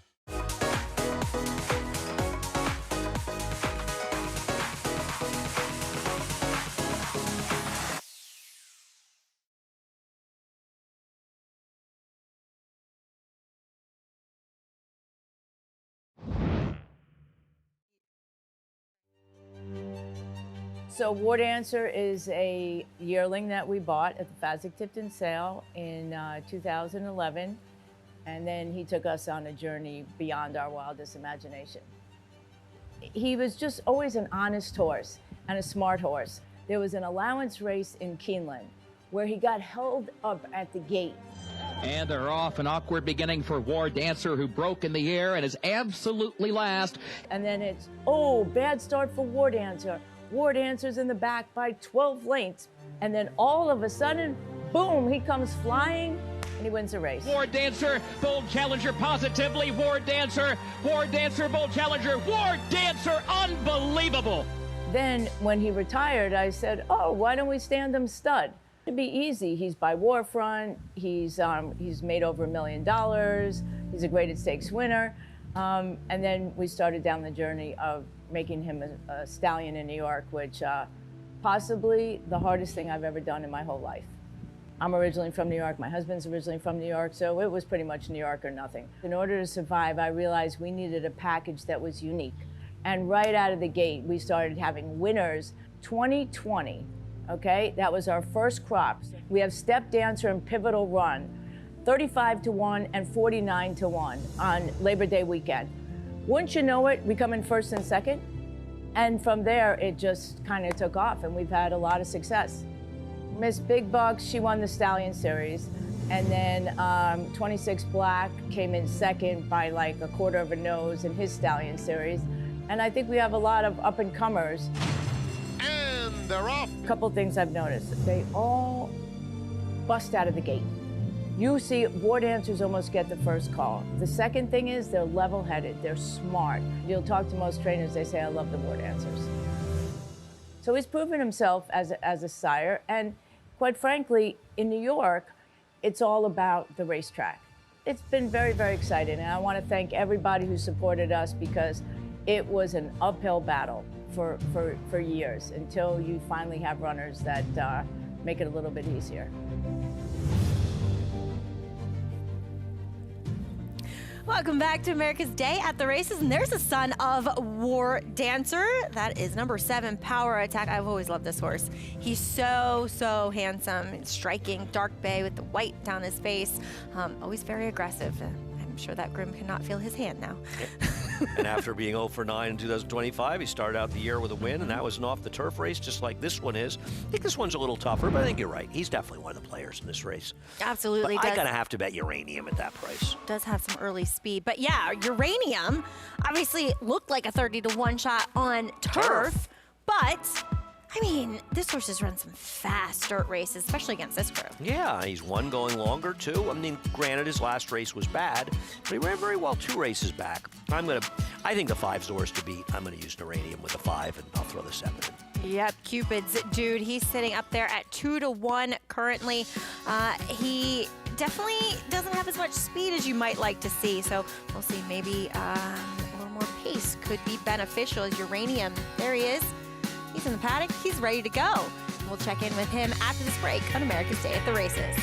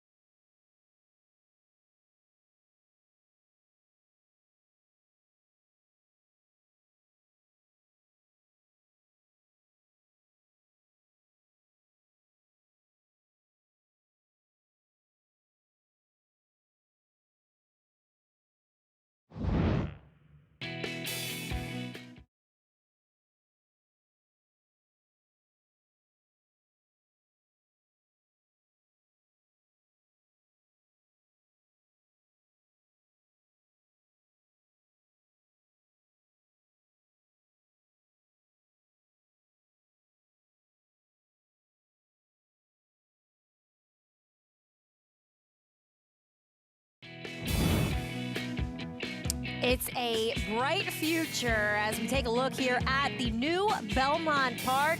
Construction keeps rolling along, Andy, and those are some of the renderings from what we can expect from the new grandstand. And I'm most excited about having working escalators. I think that's going to be elevators. Elevators and escalators that actually work. No, it's going to be very exciting. And we were talking off camera. It's been hard for everybody. And talking about the Horseman stable there, you run in the winter, you expect to be able to ship over here, but for 10 months a year, they've been shipping here every day, and soon they'll be able to start running again in their backyard, which will be great for everyone. Can't wait, to say the least. As also, we'll have a fourth surface to train and run on, as the Tapeta has been installed on the inside of the inner turf course. The surface already has been tested out for nearly 2 years now on the pony track at Belmont, and track maintenance team looks, and Glenn Kozak namely, is hoping to have that Tapeta surface available for training towards the end of February. Yeah, no, that's a very exciting development, and I'm sure people will be happy for that. Yeah. A lot of trainers have been training on Tapeta for years, and, listen, I'm not a big fan of synthetics. I think synthetics have gotten better since they were first introduced to racing, and that's one thing. I'm also up for the challenge, and the reality is that, let's not lie, the winter product has deteriorated a bit, and I think we could use some help. So it can't be worse, and it can be better. And I think there are a lot of turf horses will stay in the winter. Your husband certainly has his share of turf horses, and I'm going to be optimistic about it. And I think the trainers are too, and I think it'll be fun to have that as an option in the winter to hopefully improve turf winter racing. We want to support racing in the winter. Yeah. We need everybody to support racing in the winter. I'm so excited. And, you mentioned how about synthetics getting better. I think this is Tapeta 11, I want to say. I could be wrong, but, Michael Dickinson and his wife, Joan, have, he owns the patent, right? Yeah. Tinkering with it throughout the years, so just to improve it as much as possible. Will there be a Michael appearance at the new Belmont? I am hoping so. I love a Michael Dickinson appearance. He's the best. Love He's Michael. The You best. and I have talked quite often with that. We'll get a phone call occasionally from Michael. An email. Let me tell you, the guy's a legend, and he is somebody that I always enjoy talking to, and he's a he's a bit crazy, but you know what? You got to be crazy to be in this game, and he's crazy in a good way. And he's also very smart and a very great trainer. That, the mad genius is definitely warranted. As we saw Syntactic go by, there's the 2 Jailhouse Justice. Their Does favorite. not seem to be good in the dirt. Cupid's dude, man. I mean, to be honest with you, I think 9 to 5 is generous in this horse. It just seems like the right dirt horse in here, especially going along. Venick has had limited success on the dirt. I agree. There's Power Attack, could be the speed. Power Attack has more speed in the 5, and I think that's one of the advantages he has, and he can certainly handle the dirt, but he's more of a turf horse. Guessing game here with Royal Luck getting back to the dirt for only the third time. That one dirt race was not very good. And here's the horse you're interested in. That's Uranium. I just think Uranium has plenty of dirt races good enough that he shouldn't be almost 10 to 1. I'm not saying I love his chances here, but I mean, I don't know why the 8 is 4 to 1 and he's 10 to 1. And he's also got enough speed to be close in here. I mean, to me, the overlay on the board is the 9. Yeah, when he's been in logical spots similar to this one, he has delivered on the dirt. As that's your field for the finale at Tampa. And we'll check in with JK, who, by the way, can we know your mystery location? In the bathroom somewhere. Yeah, I'm in Texas. Very good. It's very much Texas vibe. Yeah, Austin's right here. Look, what's he doing? Come on, you got to come say hi, bud. Now, say hi to Maggie. That's the one we want to Austin's see. Here. He's the one we like. Exactly. He's the famous one. I'm going to land on Cupid's dude. And Andy had talked about how he feels like he's the most likely winner, and I agree. The 7 Power Attack feels like one that is a forward type and does have that speed in a race like this. That I think that goes a long way. The problem is that based on Power Attack's last few races running for attack for 16, I have to upgrade the 5 Cupid's dude. Looking at his previous dirt races, basically all of them on the page are protected. He's just been running against better horses on the dirt. And while I understand that from a dynamic standpoint, it makes sense that the 7 seems to have a big edge in here, I think the 5 is just a superior horse. And I feel like we'll find a way against this group to get it done. All right, JK with Cupid's dude. I agree. You know, he's the horse to beat. Just faced better horses. I thought he'd be even money in this race, to be honest. He's not even favored. What the seven's the heck? favored. I What's do not. happening? You know, the reality of off the turf race. And this is the one thing.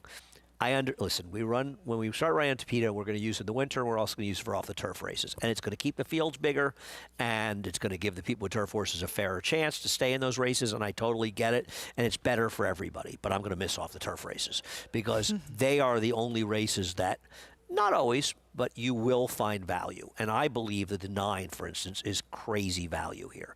I think he's over twice the price of the 8. He's almost twice the price of the 6, and I think he's much more likely them. Now, I may turn out to be wrong, but over time, I've done okay in off-the-turf races.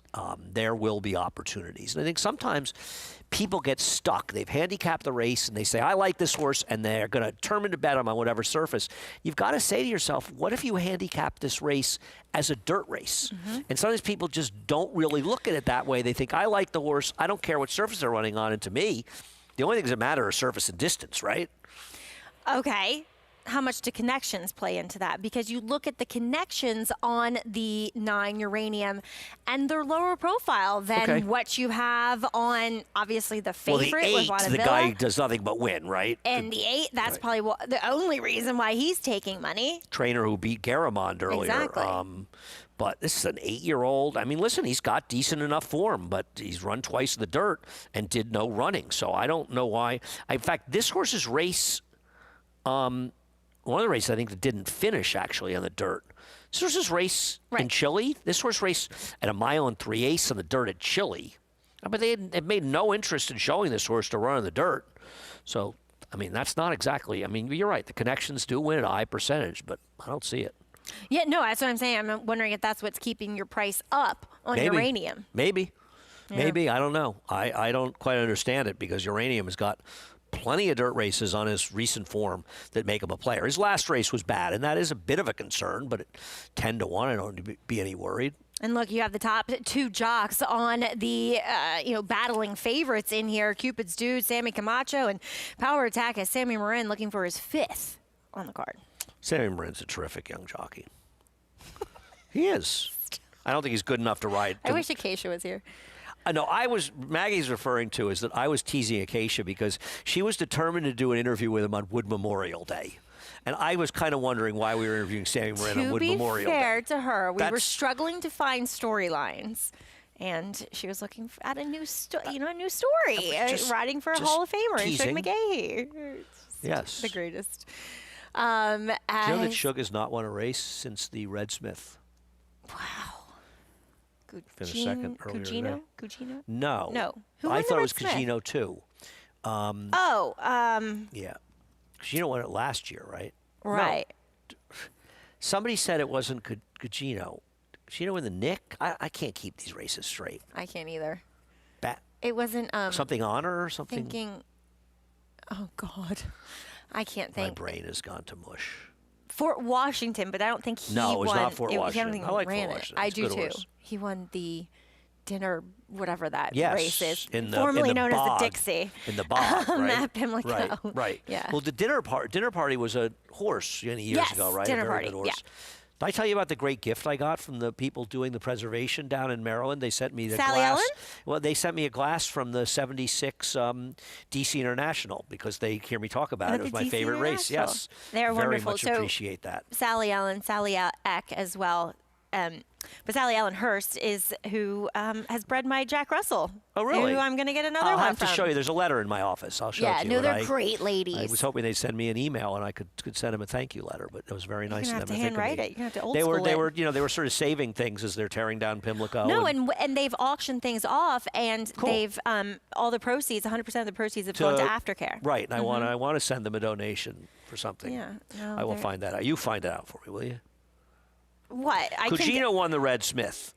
Right, that's what I thought. Okay, that's what I thought. So it was somebody. Maybe it was Gugino. He's the second. By the way, he's the second choice in the Pegasus Turf. Yes, I saw that. Behind program trading. Write a handwritten letter to them, and I will take it to Maryland. People write handwritten letters still? Yes, I do. Really? Tom does, yeah. thank He's you letters. English, so, you know. That's why I have to do it. It's like written in the handbook. As they are loading into line here at Tampa's finale, 3-2 on Power Attack. I mean, that's crazy that the 5's not favored here. I couldn't agree more. I think the 5 should be favored. 7 has more speed, but I think the 5 should be favored. We'll see what happens shortly. We'll see if the New York bred Power Attack can make good on favoritism as we send it out to Jason Beam for the call. It's Gonzalez to the outside draw.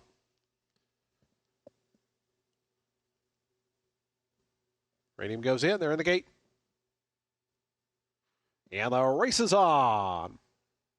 Royal Luck set for speed from the outside. Uranium and Power Attack coming through. So the 3 outside runners are quickest. Power Attack coming all the way up to challenge now with Royal Luck as they go into that first turn. Down to the inside, Jailhouse Justice, Cupid's Dude the Gray. In and amongst horses there is 4th, but only a length and a half behind the leader. Then comes Uranium, Vedic. They're back together 5th and 6th, and it's 5 more back to Syntactic, who's the early trailer. About 7 or 8 off the lead as they work through that first turn. And the odds-on choice, Power Attack, to the back stretch. A length in front of Royal Luck, Jailhouse Justice. 24.17 seconds was that opening quarter mile as they run into the wind now. It's Power Attack, the lead down to half a length. Royal Luck presses closer. Cupid's Dude out wide, joining them in the front vanguard. Then another lineup of 3 just in behind them. Jailhouse Justice to the inside. Vedic between horses, Uranium. And still that big gap back to Syntactic, probably 7 more lengths. So they run past the half-mile pole.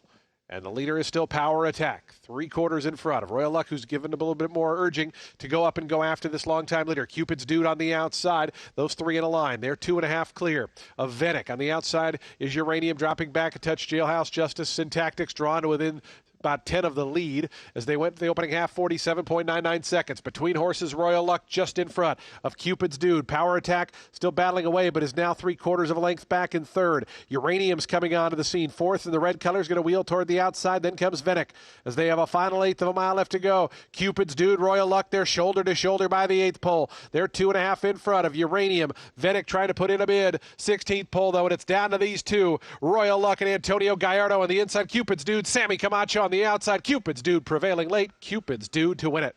Royal Luck was second. After that came Uranium, Vedic, and Syntactic photoed with Power Attack for 5th. Cupid's Dude, a big, generous 5-2 on him, was able to wear down Royal Luck in the shadow of the wire, Andy. I got to tell you, this is insane that the 7 was 4-5. I mean, I agree. Insane that horse was 4-5, and this horse made 5-2. I mean, this horse should have been 4-5. We said it before the race. We say this horse is the worst to beat. I'm surprised the 8 beat me. My 9 was a distant third. He didn't run that well, but finished third. The 8 surprised me there, but it's crazy that this horse wasn't favored. Yeah, as it is 5-8-9-6. Unofficially, they're at Tampa Bay Downs to close things out. But number 5, Cupid's Dude for Juan Avila, having a very nice meet there. Do you think they were betting Sammy Marin? Do you think that's what it was? Yes, or the speed. But like you said today, it's not like speed was great. The speed was fine, but this horse wasn't that far out of it. These horses are never going to get that far back in races like this. So, I mean, the 8 surprised me. But yeah, this is just a crazy price of this horse. Crazy price. Yeah, off the turf races. Yeah, as you said, it's the greatest value in racing. They really are. There he is, heading back to the winner's circle. We'll have official prices for you on the other side of this break. Stay tuned. America's Day at the Races here on Fox Sports.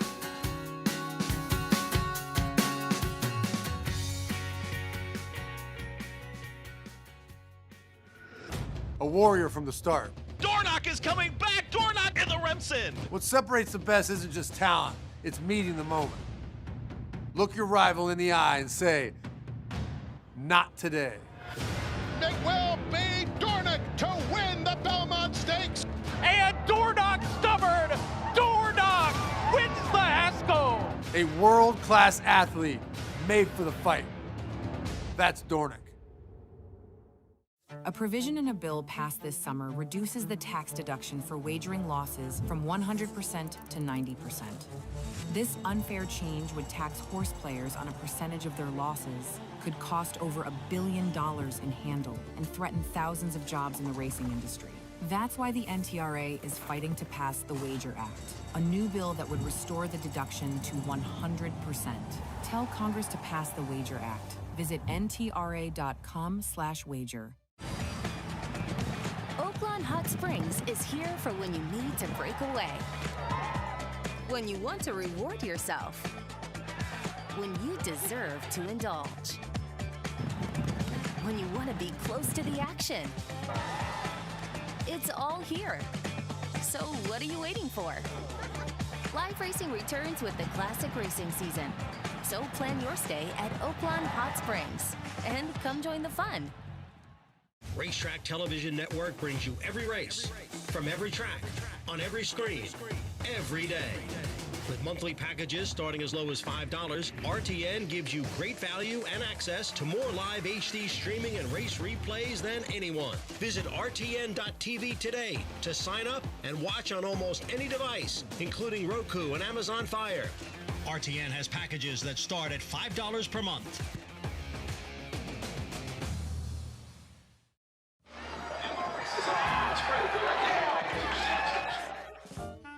Tampa Bay Downs has plenty of history.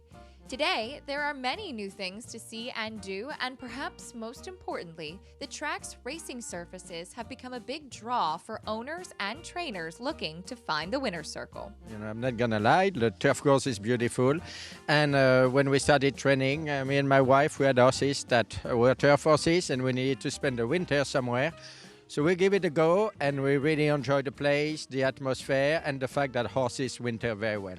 Well, as you can see, everybody comes here to run on the turf, get their horses ready for going north. And the dirt track is, when you leave here, you can pretty well win at any track. The horses get legged up good here, and it's a very safe track. We just want to give our horses enough foundation and experience to be able to obviously go to bigger meets, meaning Kinlan, New York, and you know how tough that can be. And we feel that Tampa is the right place to do so. There are several places to enjoy all of that great racing, with new stadium seating in the grandstand, covered cabanas on the first floor, and the veranda, which gives your group the best seat in the house, directly across from the winner's circle. There's more fun to be had next door at the Downs Golf Practice Facility, which was launched in 2003. We offer a fully stocked pro shop. We carry about 9 different brands of apparel, clubs, golf balls, gloves, you name it. Full short game area. You can actually bet the horses inside of our pro shop. We like to call ourselves the only driving range where you can bet horses and play golf in the same day at the same location. You know, joining the golf with the racetrack for families is perfect. You know, you can come over here, hit some golf balls, and then go have some lunch over at the track and play the horses. And there's obviously a lot of stuff to do over there for kids as well. So it's a perfect place. Fans can also experience the Silks Poker Room on the 3rd floor with a variety of high-stakes games and tournament competition. Whatever you're looking for on race day, you can find it at Tampa Bay Downs. The word is approachable, both as a fan and as an owner. Everybody that you run into wants you to be here. You have a real connection to the people, and I'm talking from the racing office all the way down to concessions. So it's just a great place to be an owner. It's a great place to train horses. It's probably the best surface in the country, and there's no better place to be in the winter.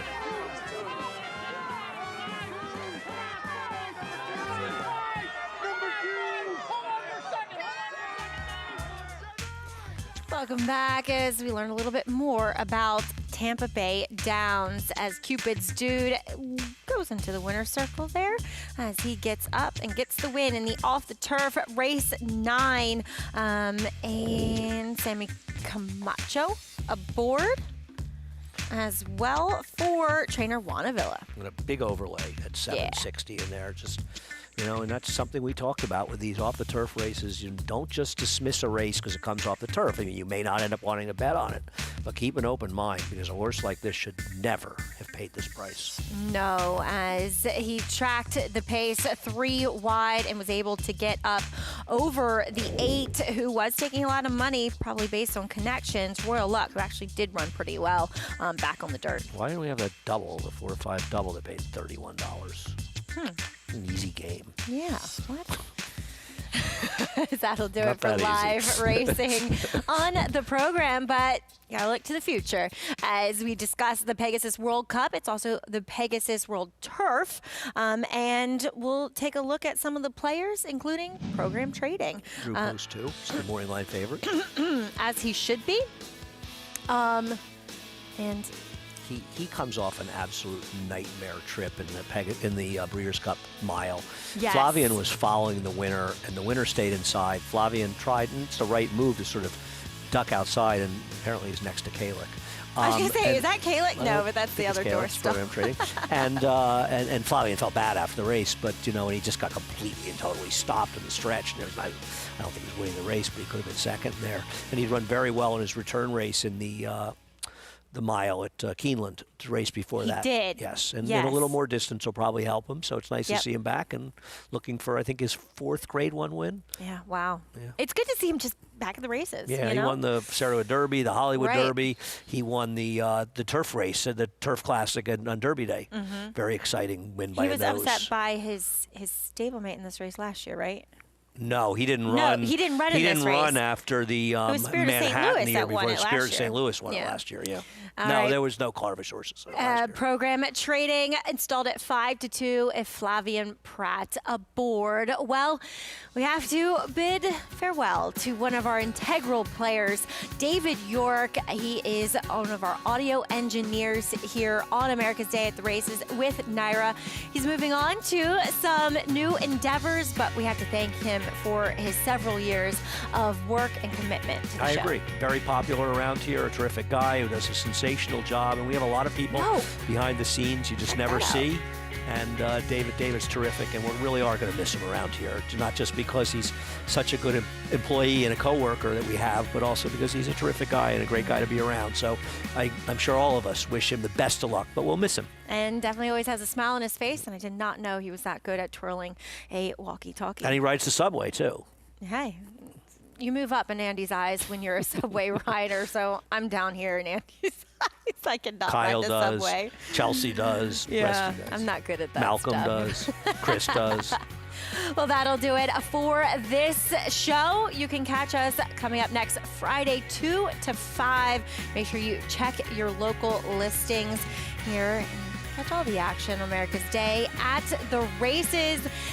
Thanks for joining us on this Sunday afternoon. Get over to some football now, but it was all about Jackie the Joker in today's 4th race, getting back to the winner's circle for her longtime trainer and owner, Jimmy Ferraro. Very proud of his mare today in the winner's circle with Ruben Silvera, and domination in the 5th allowance race at Tampa. Fits right for Chad Brown and Sammy Camacho destroy a field. Thanks for watching. It's America's Day at the Races.